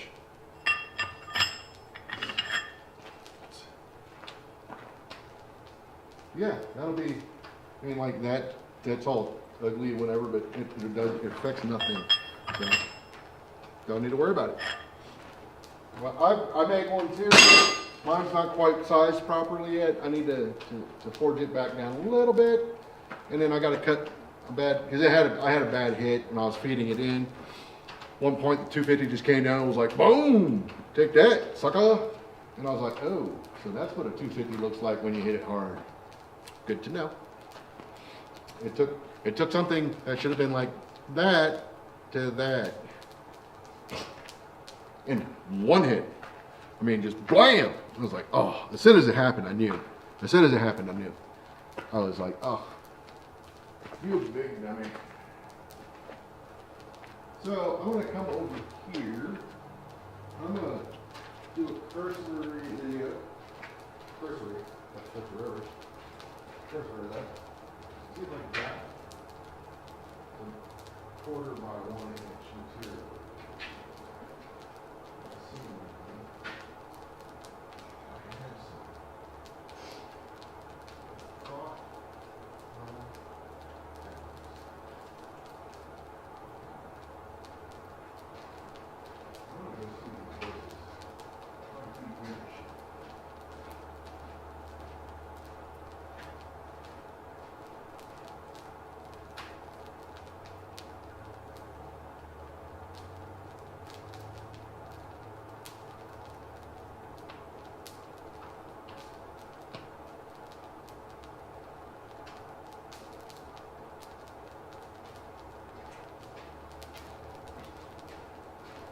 I don't know.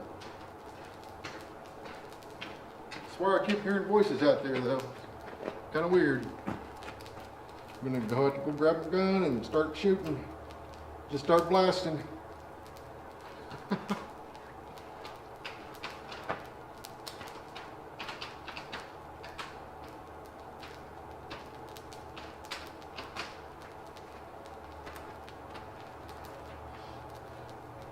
That fire's coming back to life, so super duper. I could not find oh,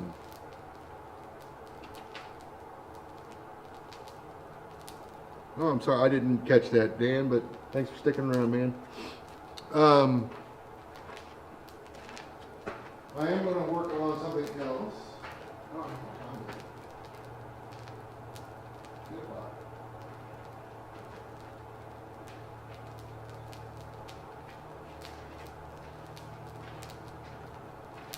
I have a piece of brass that my buddy gave me and said make something cool. So let's see. And the beautiful thing about brass is you don't have to afford it that crazy high. The thing I don't like about brass though is you pretty much got to use tongs. So I'm going to find some tongs that will hold that somewhere. Right there. Yes, indeed. Just.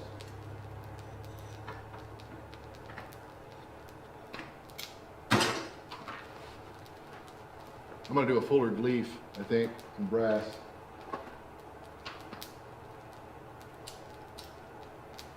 He made me a leaf last week. Gosh, he returned the favor.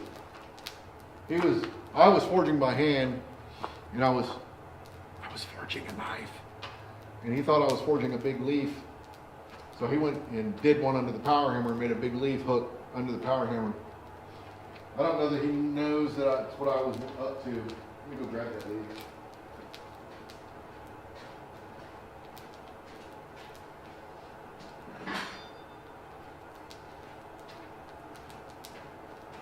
That's pretty cool. He did this leaf. It's just a hook. I mean, there was nothing fancy about it. It was just, he was having fun. So I'm going to hang this up at some point this weekend. The voices, I'm starting to think it's geese. I remember there was a gaggle of geese down at the river today.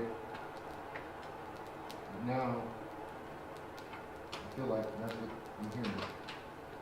So that's almost ready. I'm going to turn these lights down just a hair. Maybe a little easier to see what I'm doing.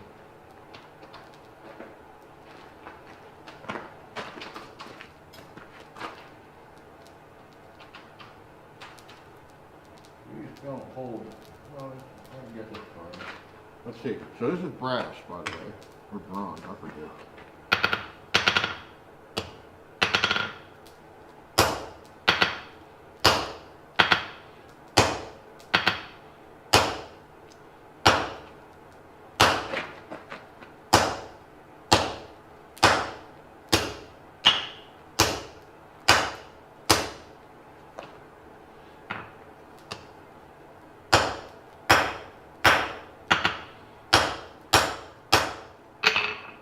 Yeah. I have honestly very little experience with this stuff.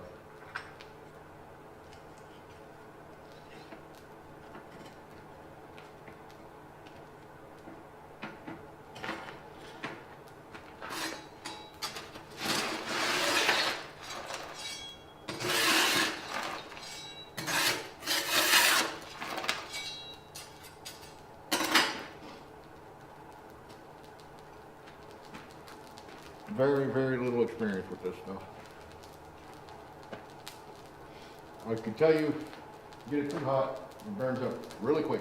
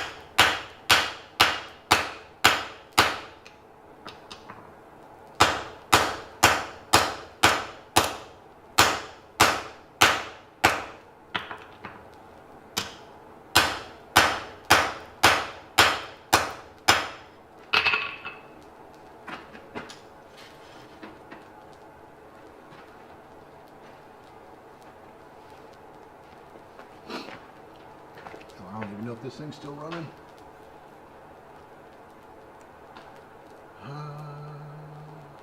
Looks like it. Looks like it. 6 people on YouTube. What?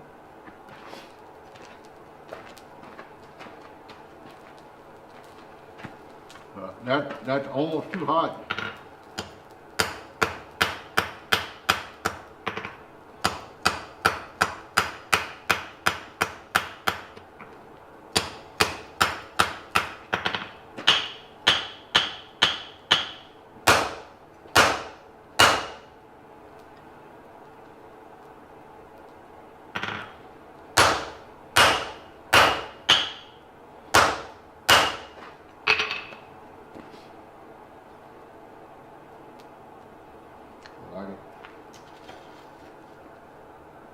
I'm gonna switch to a bigger hammer now.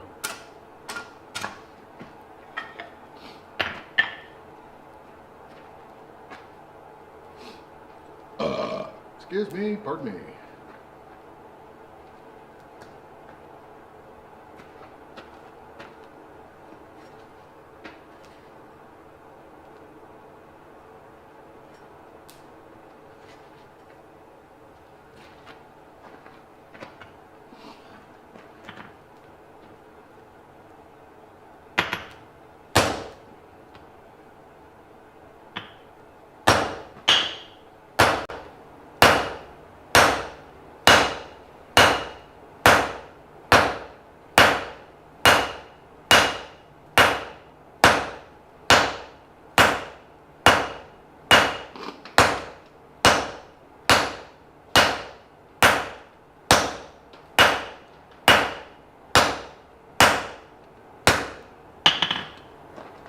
Like it. If I can do this without burning it, it'd be great.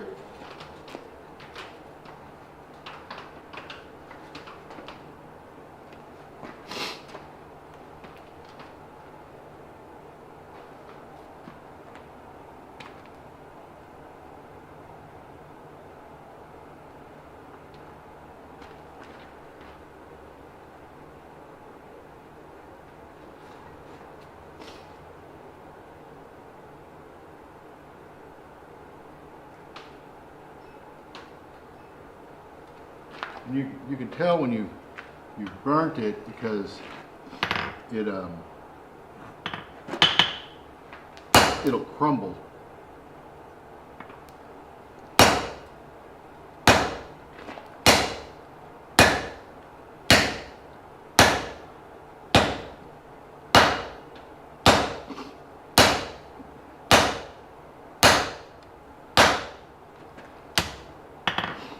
Now I don't really have the greatest hold of these tongs.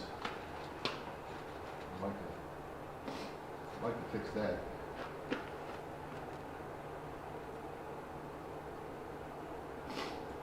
So what I'm going to do, I think I'm going to draw this out on the power hammer so I can extend this really quick and then cut it. See how that goes. Not across, not across. It's okay.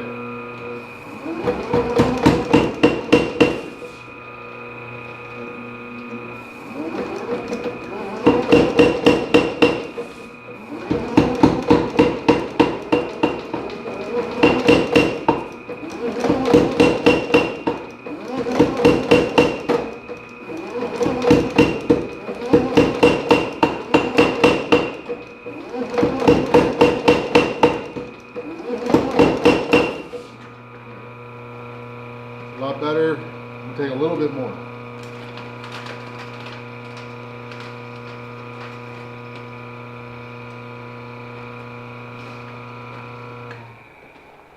We'll take a little bit more.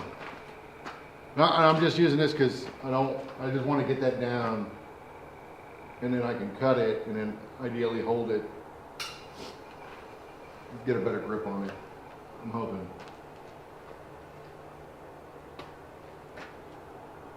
Right now, I don't have the greatest grip, and I don't like it.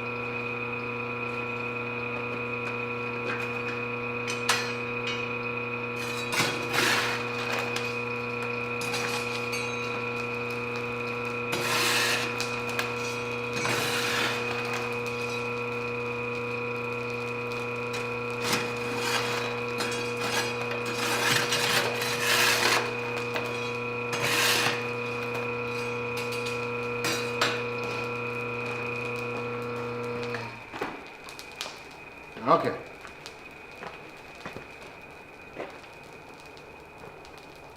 I hesitate to reload that, but y'all are just quiet, I guess.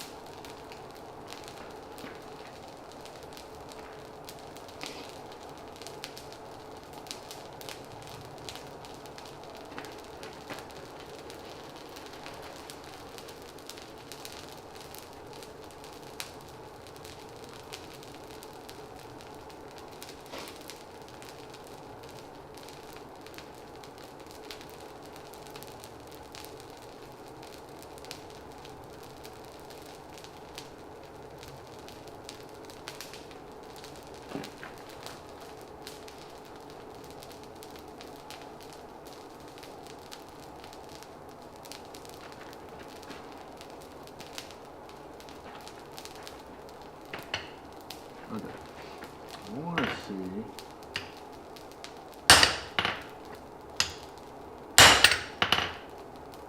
That's kind of what I thought. I wonder if I can get a different pair of tongs.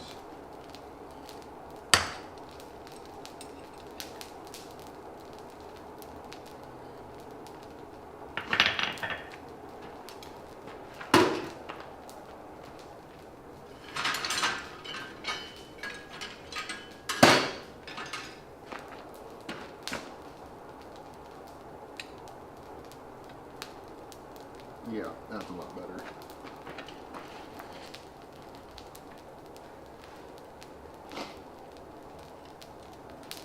Like that tone clip though.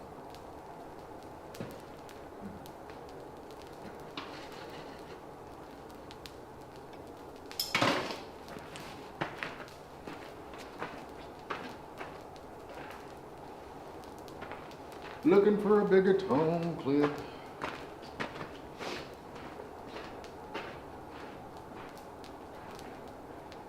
I'm gonna have to make some.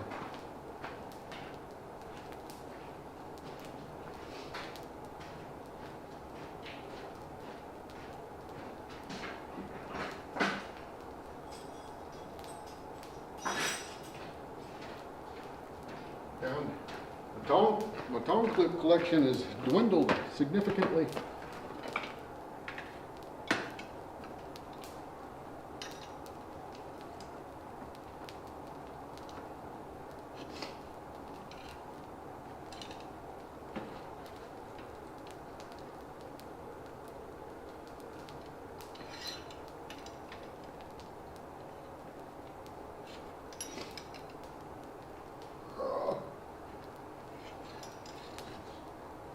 That'll have to do, I guess. Not quite over the handle yet.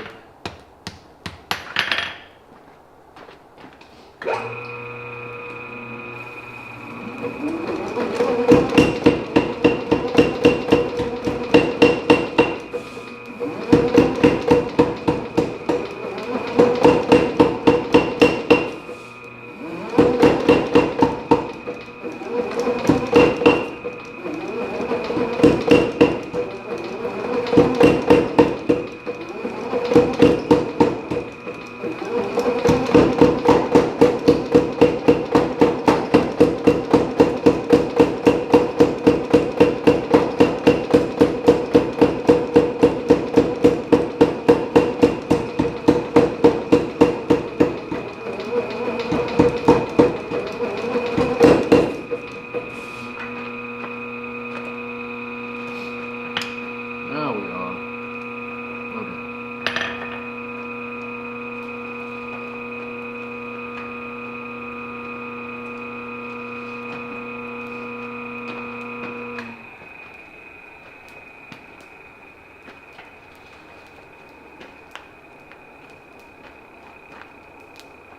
This is the part where I get in trouble. I'll switch to the other camera here in a second. I'm going to do this on the power hammer because time with this heat is kind of limited. Well, there's no reason to switch the other hammer. You wouldn't be able to see anything.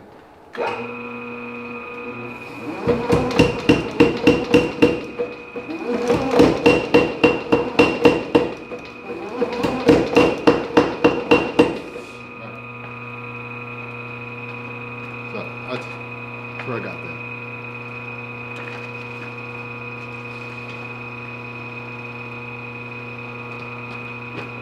But I will switch to the other camera now, lest I forget. I'm going to go with a slightly bigger floor than I normally use. Ooh, that's one.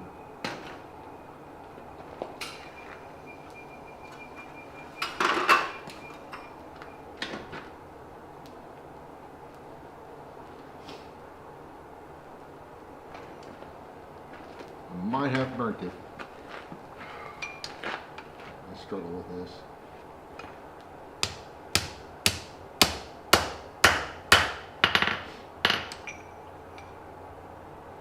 With that straight toward.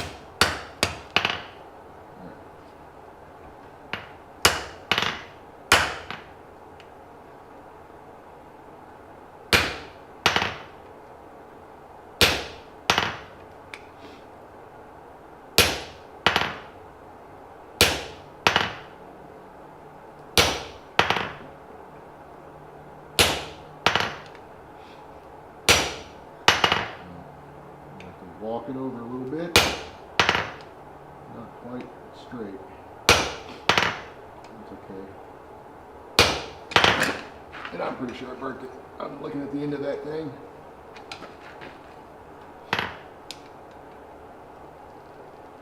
See if I can salvage it.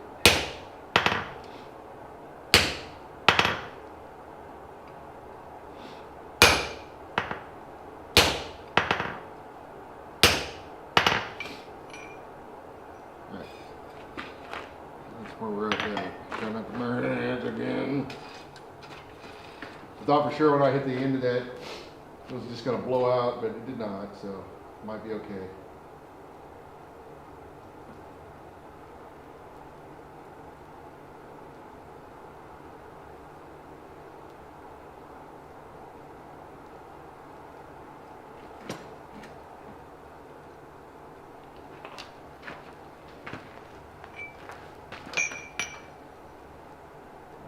These a little deeper this time.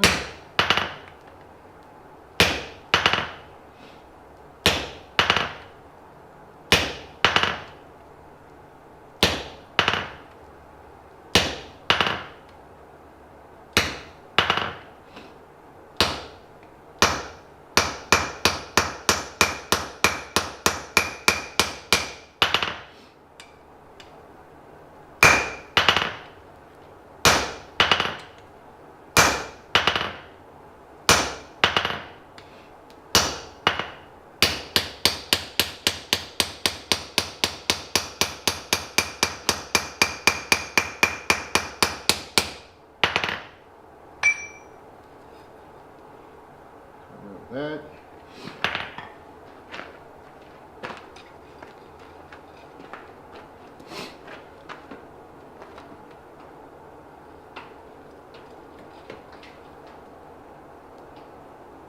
I'll check the, I thought I saw the comment move a second ago, so I'll check on that here in a second. Yeah, so.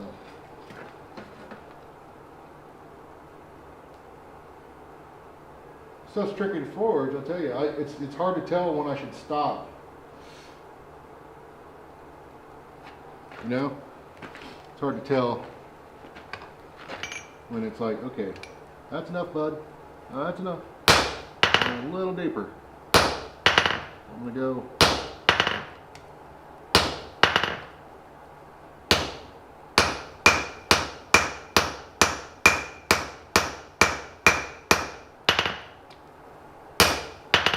Try to clean up the lines a little bit.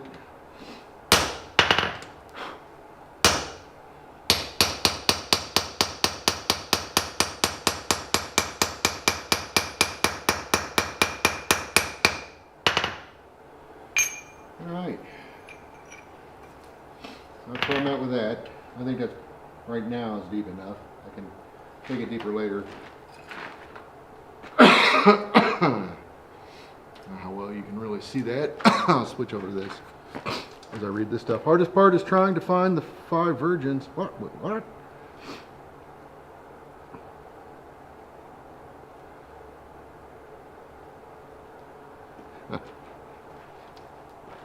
How crazy. Anyways, that's where that's at. Now I'm going to put in the other pieces. Get this hot.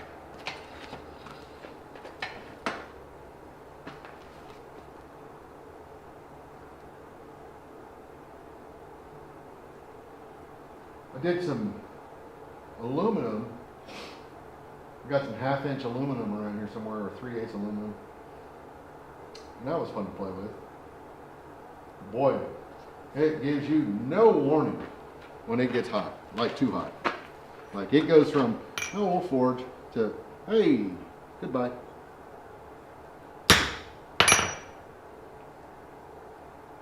And like, I mean, it does it so fast.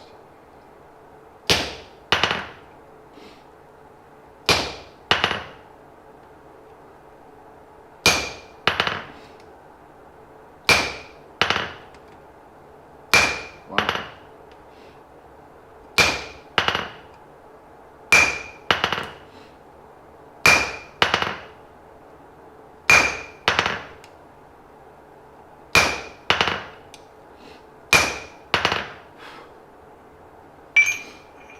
Probably mark it.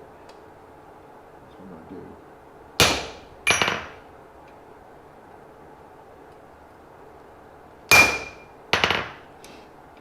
One more nickel in that though.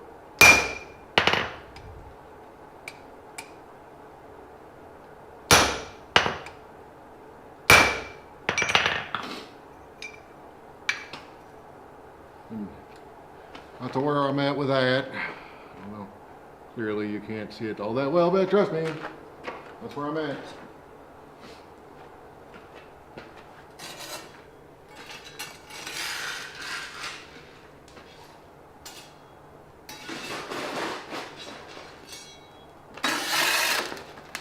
Nice thing about this, I'm getting low on fuel, which means I'll have a good opportunity to clean this up tomorrow, which I've been wanting to do. I want to take this forge down and give it a nice, good cleaning. So much dust. So much dust.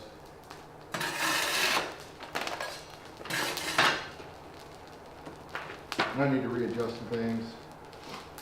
Just been neglected for a bit.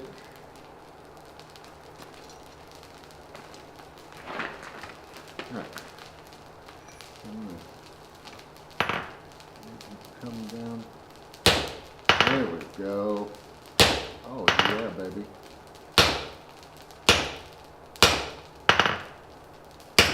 Like that. Good Lord, that's awesome.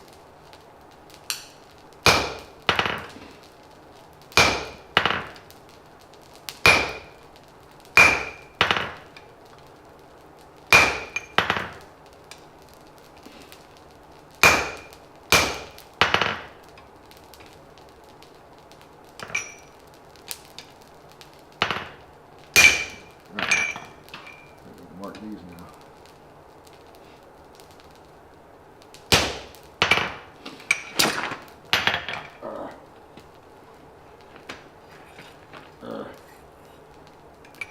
Thighs aren't fat enough for this kind of stuff. That's marked. That's where I'm at.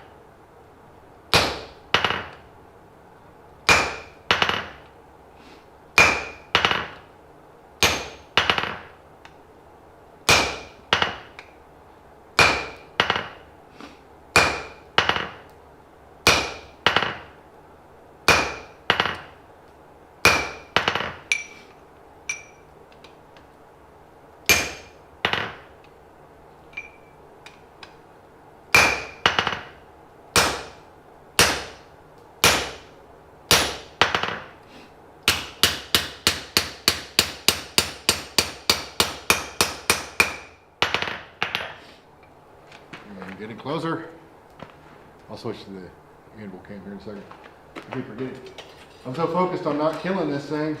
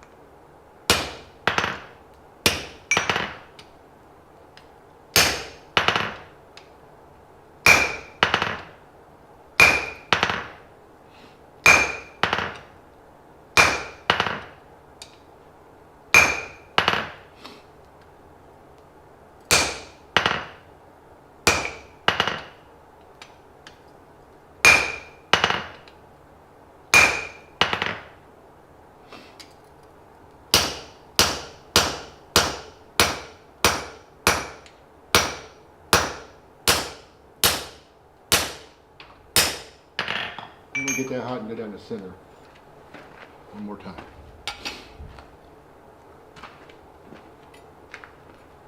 I can't really see any detail in that camera. It's hard to see from my perspective. I don't know what it looks like for you guys. I'm gonna go down the center one more time, and I gotta go outside to do the rest on the stump.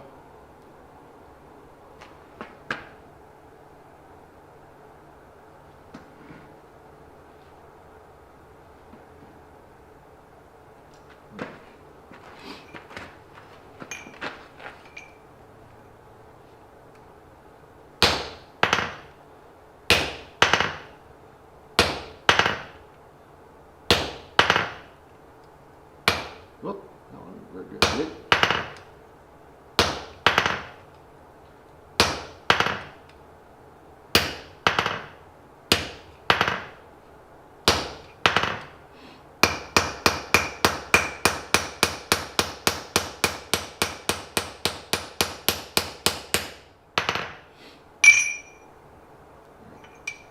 That part's done. I'm going to switch to the other camera. You won't be able to see anything I'm doing. Rob came in to the bad part of the convo. Oh yeah, I did. So that's where that's at. I'm gonna take it out. I'm gonna get I'm gonna open the door and get my ball peen out.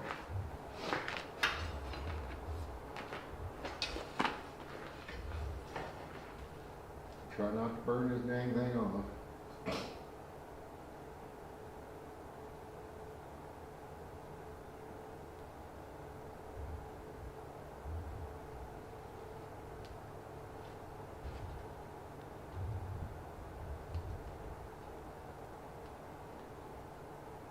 Okay.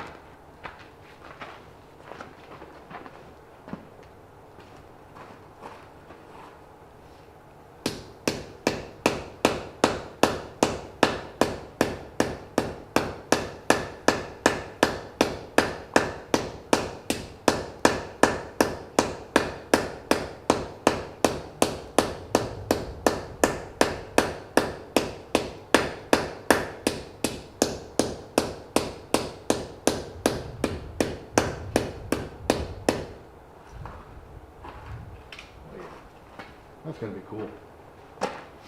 That's gonna be cool. I'll show you. I'm gonna give it a quick brush to see if it does anything color-wise. A little bit. Probably do that at a little hotter temperature next time. That brings it out a little bit. So.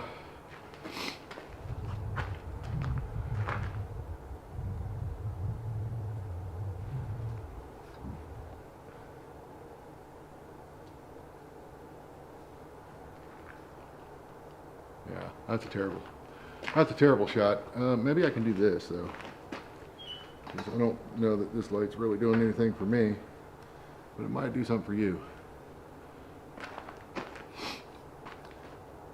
Yeah, that's a lot better. There we go.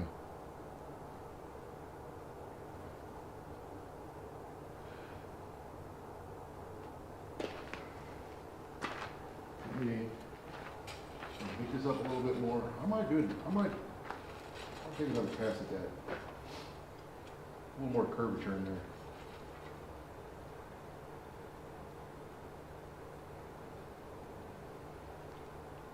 My hammer's still out there, I hope. No, it's right here.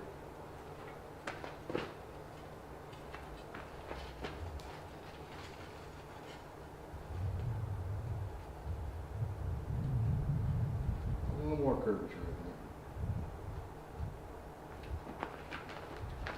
think. A little more pellets.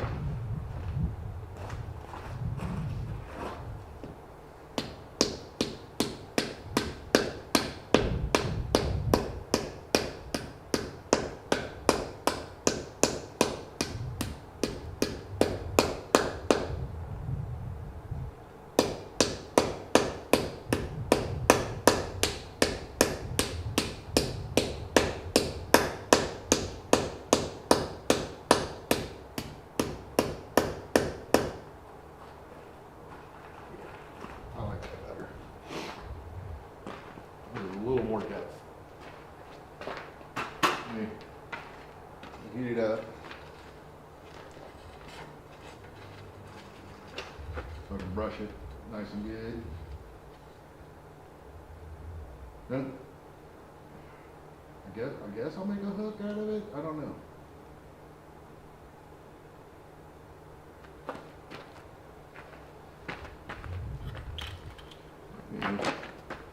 It is tip forward. There we go.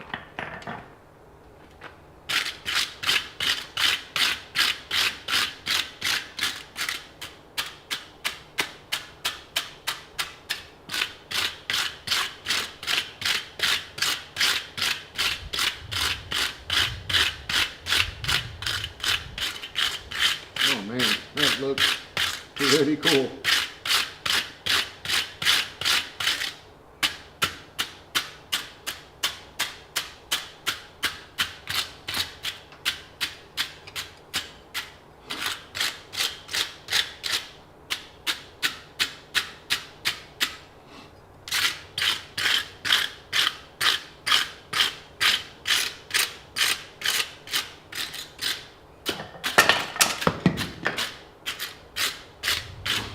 Put that on the big shelf.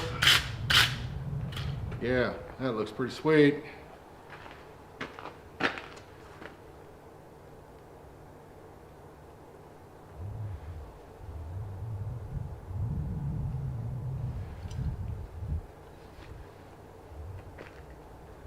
That light's almost too much.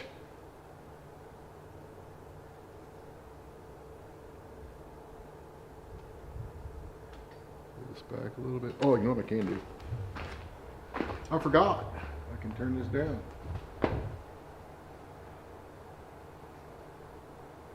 How about that?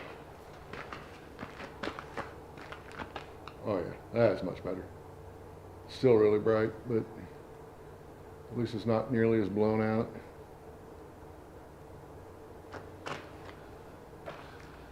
I'll have to take actual pictures of it. I think what I need to do now is cut it so I can flip it around and grab it, draw out this other end, or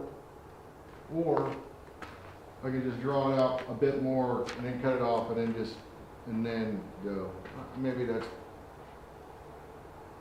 that's what I do.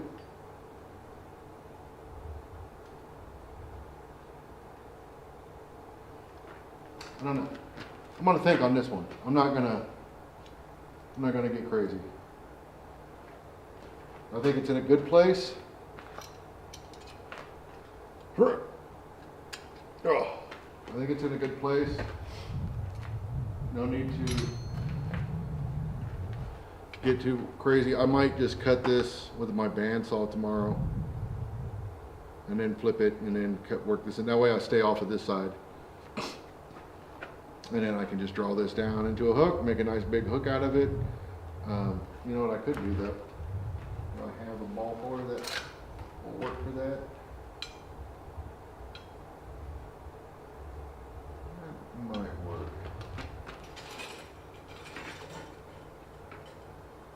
That might work. That's it. That was a little bit smaller. Oh, it's close to this.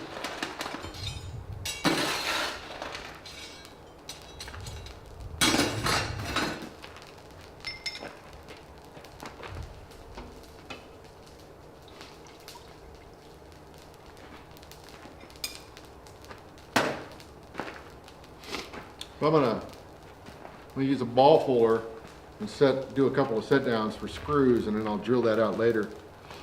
And then I'll finish the rest of the hook probably tomorrow. I feel like when you're working on stuff like this, I feel like almost like the gas forge would really excel at this, because you could set it really low and not worry about burning it up as nearly as much.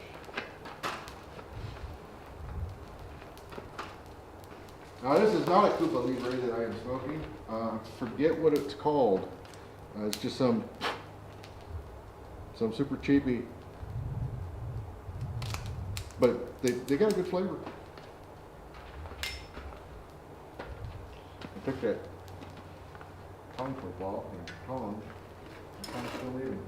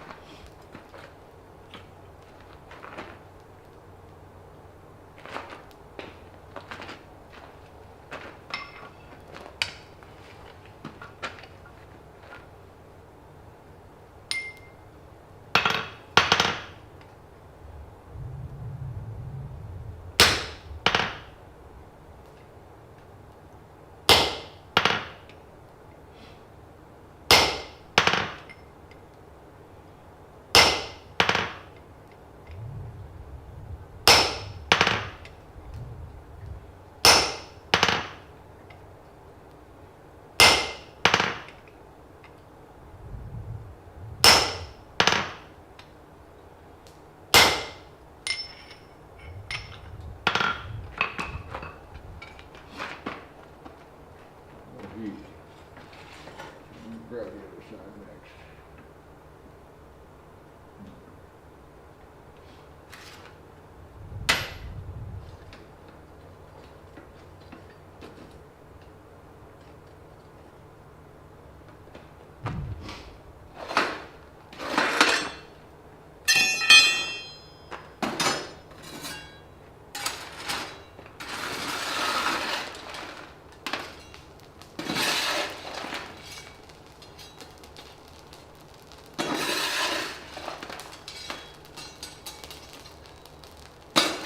Well, not the other side, but the next side. Down. Moving it down. I want 2 screw holes. 2 screw holes. Playing octagonal stock is not fun. Not trying to give too much away on my project. Sounds spicy. I guess you could say they're a little spicy.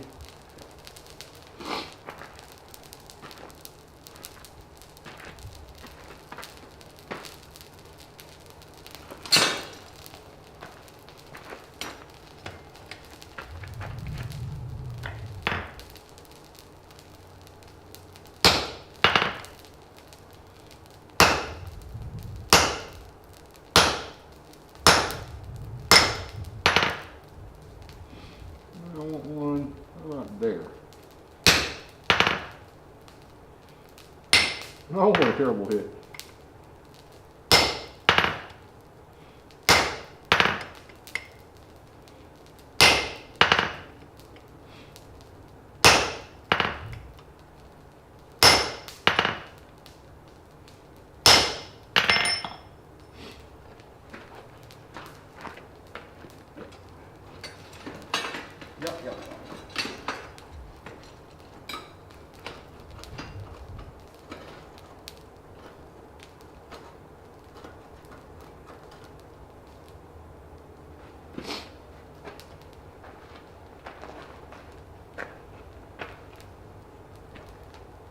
Yeah, these ones that I'm smoking now, these are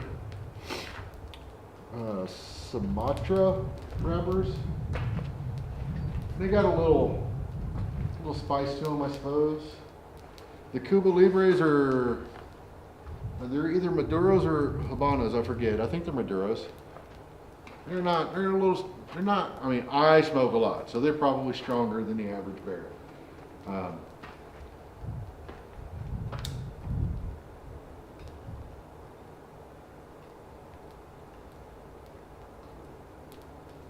well,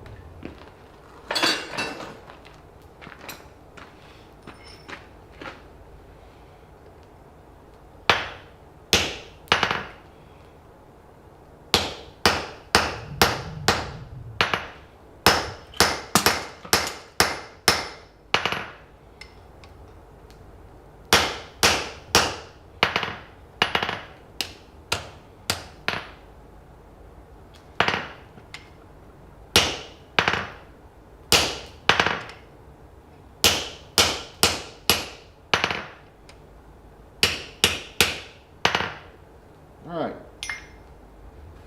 That's all I'm gonna do with these tonight. Well, minus brushing.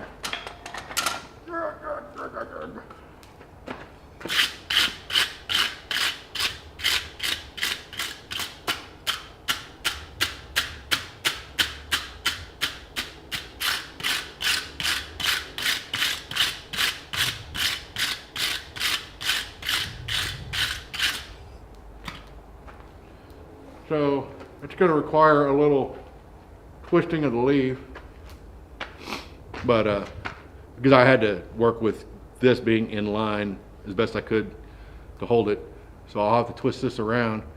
Not a big deal. I'm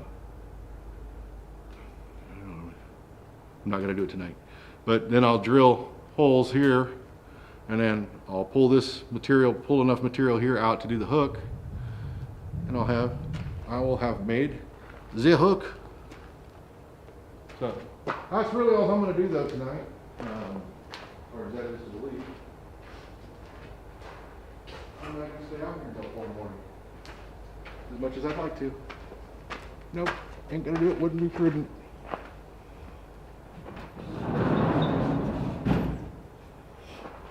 However,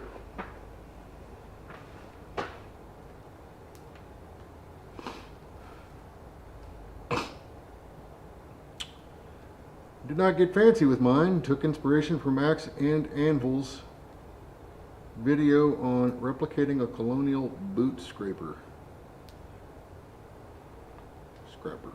Boot scraper. I don't know what you guys talking about.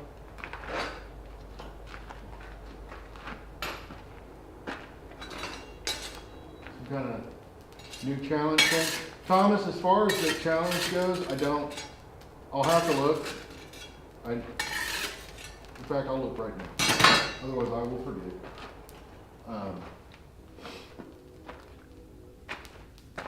You say, I'm assuming it's on Instagram.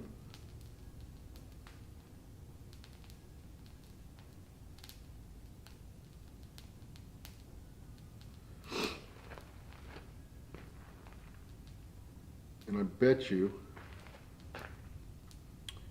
I need to go to requests, maybe 16 hidden requests. I have 16 hidden chat requests. The Dirt Series 24. I'm going to assume that is not it. Tiffany Brooks says hi. Tim, Kimberly, and 9 more. I don't know. Sonia Elizabeth wants to tell me good morning. Amy Kassarin, what is that? Get out of here. Amy Kassarin says hi, how are you? Denham Thompson and 4 more sent me adults only. I don't, no, this is why I don't look at these. Brady, plus 8 more. Stanton? I don't know. How many people are in this group chat, man? I'm not seeing anything in that. General, maybe? Your general messages. Go back to this, primary.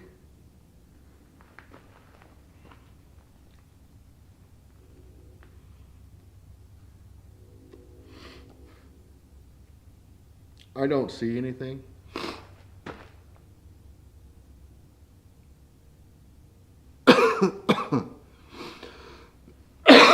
Jeez. Gotta quit smoking.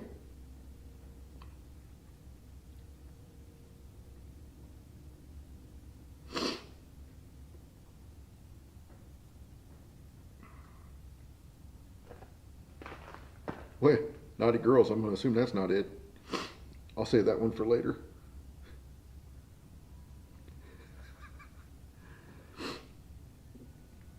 Australia, I think you're showing up a bit late, mate. I'm shutting down. I just did I think it's bronze, but I don't know. Brass or bronze? Which one of those? I'm assuming it's brass. I think it's brass. I don't know. I'll have to ask. But I just finished this up. I didn't finish it. I need to draw out the other end and make the hook. This will be a wall hanger hook doodad thing. My bobber. I'm sitting here reading, trying to find this group chat that Thomas claims I'm in, and I don't see it. All I see is a bunch of dirty hidden requests that people are sending me. And in my normal group of people that send me messages, some of them send me dirty stuff too, though. The naughty peoples.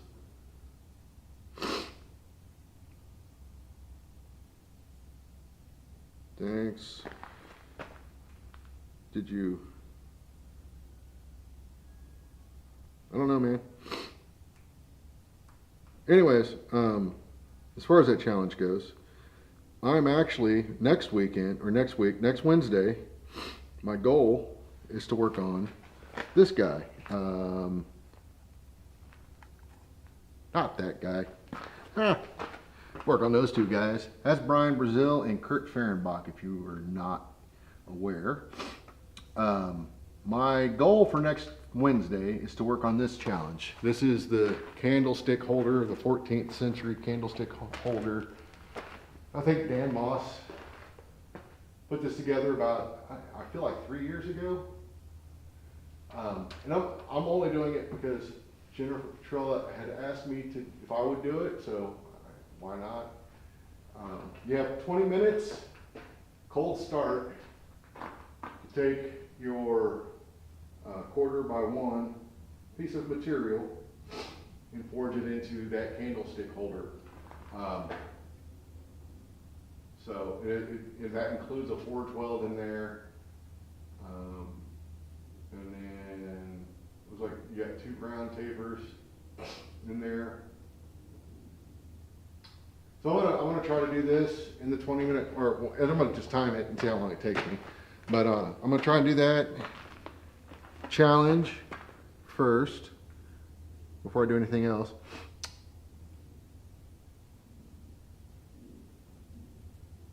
I added you in the chat. It's from Monthly Blacksmith Challenge. Is that a Facebook thing? Because I typically ignore those, but I'll have to go look. I'll check it out. Anyways, so my goal is to work on that next week. And I'm going to do it, I'm going to do 2 during the stream for sure, I think. My goal is to Yeah, I don't know. You guys keep saying Instagram, but I'm not seeing anything in my messages relating to that, so I don't know. I'll get on my computer later and look. But the and I'm not like super Instagram savvy either. Hell, half the time I don't know what's going on. I just look at pictures and stuff. But this challenge I'm gonna do first, so I'm gonna do it in the spirit of the challenge and do it as is. But then I want to do it again because I have some ideas for that I want to incorporate just in the piece in general. So I want to see how that comes out. We'll see. They're just minor things, but the more I looked at it, the more I was like, oh man, if it did this and did that, that would be pretty sweet. Not that it's nothing wrong with it now. I do question. I'm sure some people use these, but it just seems odd that it's a straight vertical candlestick with a point on it. Like are people driving these things into their windowsills or something? I just don't know why there's not a base. That seems odd to me. Now, if it was like the miners' candle thingy, you know, where they drive those into a post down in the mines and stuff, that I understand, but I'm not seeing that with this. And I've seen some 14th century candlesticks, and they all had bases.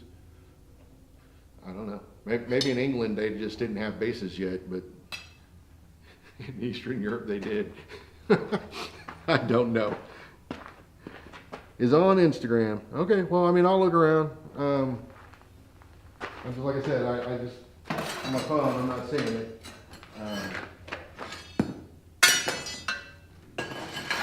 Notice I did not try to catch that. Anything falling off the shoulders, man, don't try to catch it. It's usually not going to anywhere. Gonna clean my fire pot out, though. No, actually, I don't really need to, because I'm going to break this board down tomorrow. I need to do some work on it and do some arranging of some things that I've neglected. I just slapped this thing together one night and kind of ran with it. Oh, there's some aspects of it that are this bar that supports this is at a cant right now. It shouldn't be. I'll pull these big clinkers up to the top. I'm not going to clean this out tonight. I'm going to do it tomorrow. Because this whole table's going to get broken down. Redid. It's going to get a new hair did. But yeah, 100-pound anvil it's nice and cool. I've been working on this thing all night. It's cool. No heat in it whatsoever. It was used in the mines. Okay. Even then, all the ones I've seen, they're essentially drive hook type, so they can be driven in to a post. But yeah, okay. I'm not doubting it. It just, when I looked at it, I was like, okay. I saw how Daniel had his mounted in a little wooden doodad and a little hole in it. So it's whatever. But yeah, I don't know. I don't care. You slap a candle in there and somebody will give you $50 for it, I'm sure.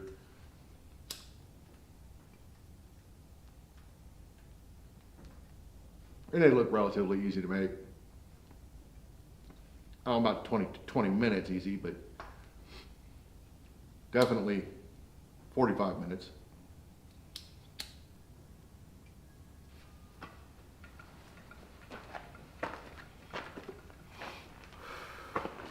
So I might make one out of 3/4 by 1/4 or depending on you, 1/4 by 3/4. I might just do a smaller version just to kind of get the idea down in my head of what I need to do. So it might be my practice run this weekend. We'll see. I don't know. And then I have, like challenge-wise, what I think I'm going to do if I do these challenges and such, I don't know. It just kind of, some of them really just depend on interest from my point of view. Like some of those things I have no interest in making. They just don't, do much for me. If people are into it, that's cool. It's just not everything for me. There's got to be some interest there. But if I am interested, I likely will not do those on my regular stream. I'll just do that like on the cuff, off the cuff kind of a thing. Like on a Friday night or a Thursday night. But one of the things I've been doing is I've been taking notes and coming up with ideas of things that I want to do on stream.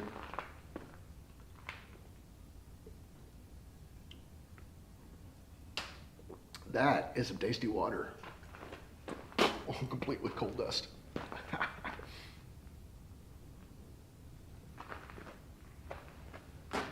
But I don't want to, on the regular stream, there's things that I want to start working on that I want to show people. That's why I do this for the most part. It's for me, so I can go back and watch how I did something and go, okay, what can I do better? But at the same time, it's also for other people to go, how would you do X if you wanted to do this project? Or how would I approach it? So that's one of the things that I'm looking to do. And then hopefully when Paul can come back again and we don't have a complete miserable failure of a stream that just Wednesday night this week was terrible. I don't know what happened. We having some kind of weird internet thing going on. But if he can come back and we do it again, the things we want to start showing, like tools to make tools, and striking and things like that. Now I understand that not everybody has access to a striker, but if you can get a buddy to work with, I think, or hey, here's a plug for you, or go over to blacksmithingpdfs.com and order their treadle hammer kit.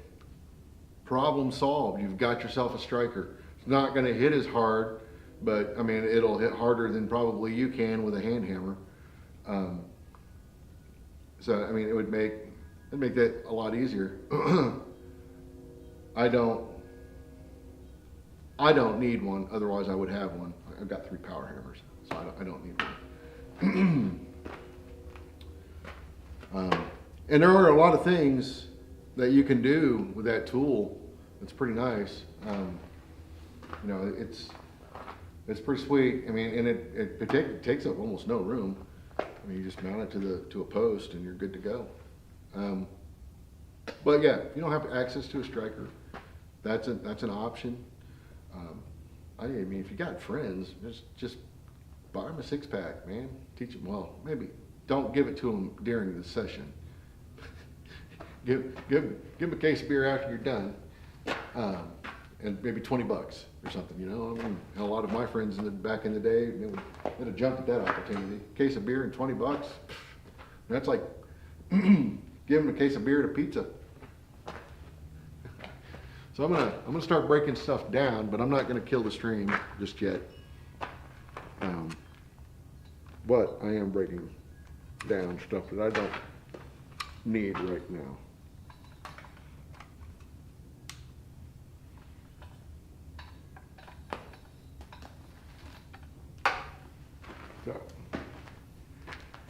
So, I can go, what's really cool, I'm not doing it because it's too cost prohibitive.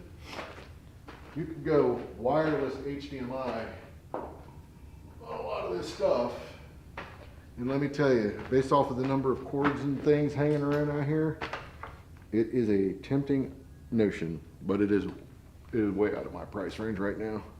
But hey, maybe in 10 years, that will change. Who knows? Who knows?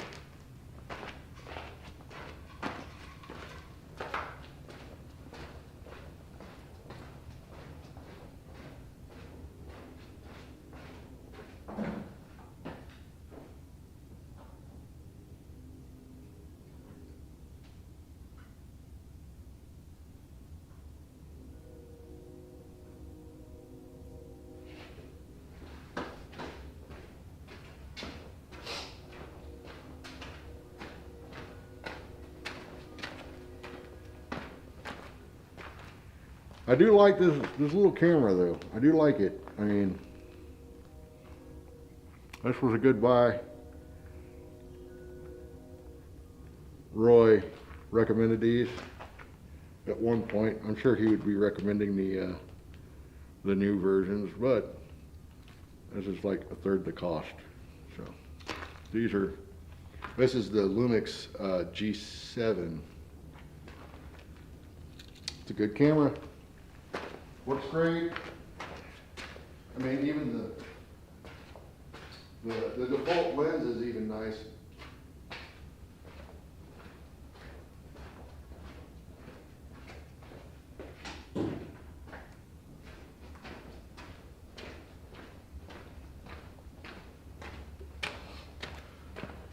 And then something else I got that I'm really happy with. I don't have all the connectors that I want. Take it easy, Jeff. I don't have all the connectors that I want yet, but I bought, and it wasn't just for the stream. I want to use this for demos in my shop, but I bought this nice little mixer that I was not using tonight at all. When I got it, I realized I didn't have quite the right cables that I wanted, but it's just a little Mackie mixer.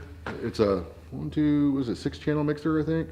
6-channel with 2 mic pre's. And it's handy. You can record via USB on it. It's got Bluetooth, so you can stream tunes to it.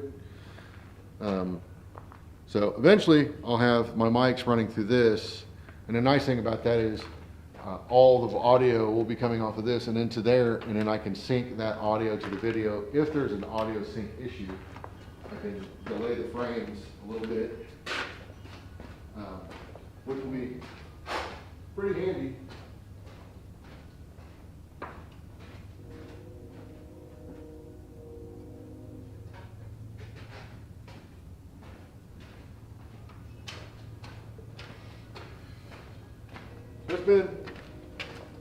I'm surprised. I really thought tonight's stream was going to be like Wednesday night stream, so I'm quite happy that it did not turn out that way. I need to get another one of these tripods. I have one similar, but it's not as nice as this one. This one's heavy duty.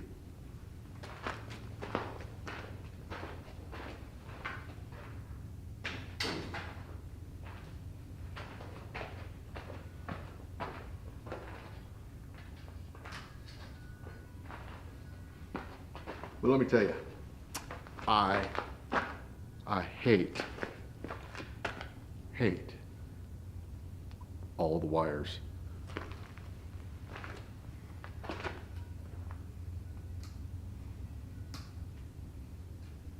But like I said, the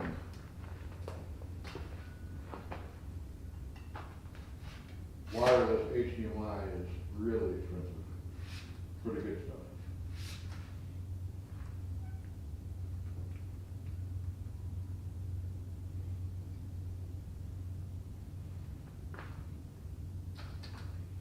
And I think when you're doing that, you don't want to cheap out.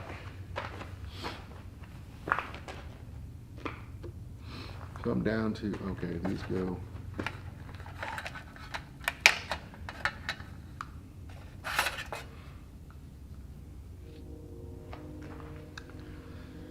Bluetooth would be cool.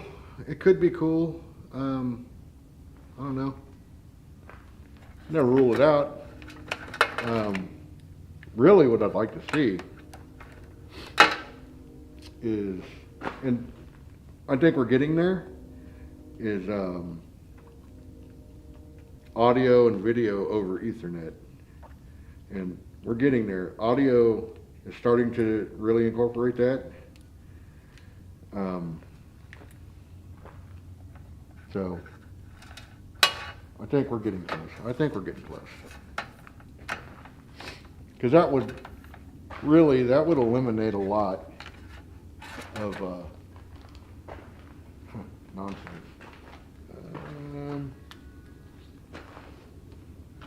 It's one of those things where it's like, it's amazing to me that it has taken as long as it has taken.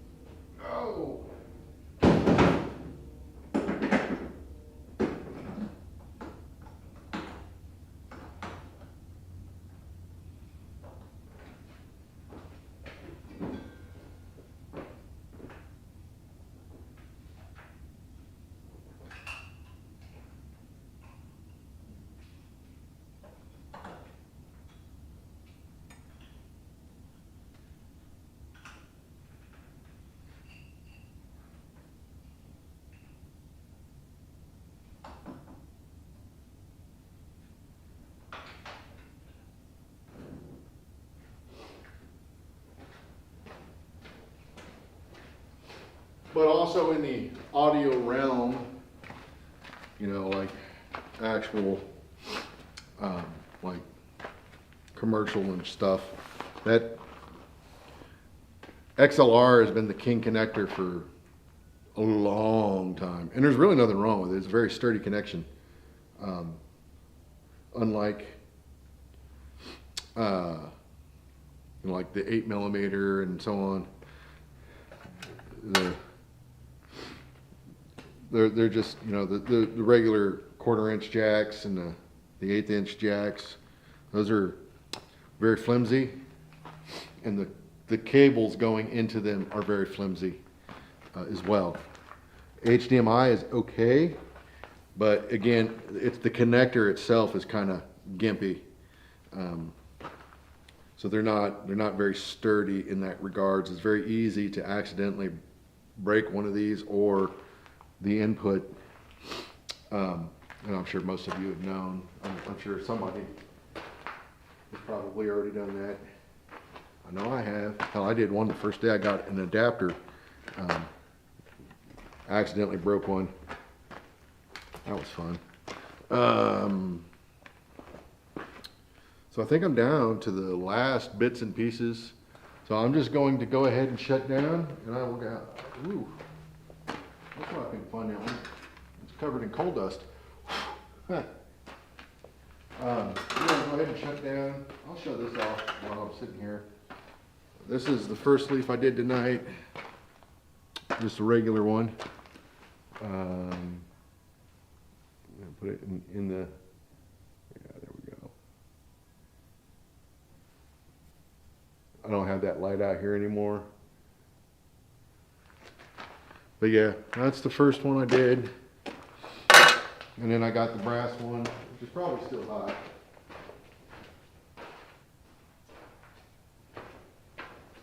Try to get a better shot of that again. I'll take a picture of it later, or before I go in tonight.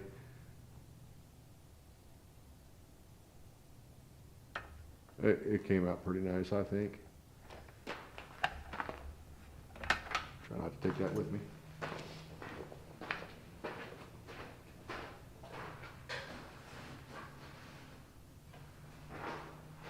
But anyways, I did that. I did some other stuff, but that was the main thing. What up, Joe? You showed up right at the time. I'm about to quit. So a few things. I'm going to be building two new anvil stands soon. This one's fine, but it doesn't have the same equilateral foot pattern as my striking anvils do, and I would like all of my stands going forward, minus the vices, because that's just not going to work. But all my anvils and striking anvils, I want them to be able to mount to the same mounting system. And it's a 20" equilateral triangle mount setup. I use steel tripods for those that are not aware. This Holland anvil's been nice, but I'm gonna move it, I think, eventually, because I like this setup. So we're gonna dig this spot out, I think, sometime this year, and pour a concrete pad for this one as well. Probably no more than 12 inches is really all I need, but something nice and solid. And then we're gonna do. And the reason I want to do that with the foot pattern is when I want to do striking over here, we can pull this anvil and stand off of this pad, and then drop a striking anvil here. There's one right there that I could use. Just drag over and drop it on there, bolt it down and go. Because I would like to be able to use both striking anvils in the shop at any given time. I've got 5 of them. And that is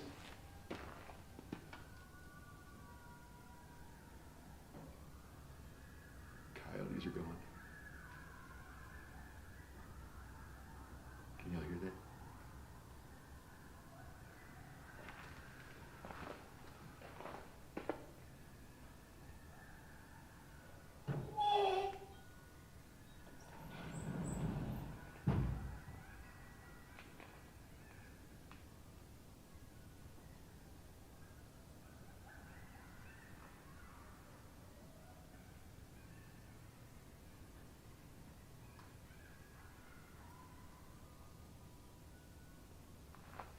So, I don't know if you could hear that or not, but it sounded like they're right over there. Not too far.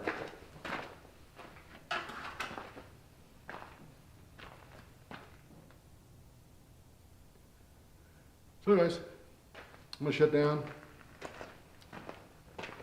I will catch you guys on the next one. Probably Wednesday, but we'll see how I'm feeling. I might do something tomorrow or Sunday. I don't want to trample over anybody else's time that might be doing anything though. Might spend some time just doing my thing. I get a lot more done when I'm not sticking with this stuff. So I will catch y'all later, man. Thanks for hanging out, and I'll see you on the next one. And then just remember, Wednesday at 8 Eastern Standard Time. And this is what I'll be working on, hopefully. So we'll see. I say hopefully because I don't know if I have the material. So, anyways, I will catch y'all on the next one. Have a good night.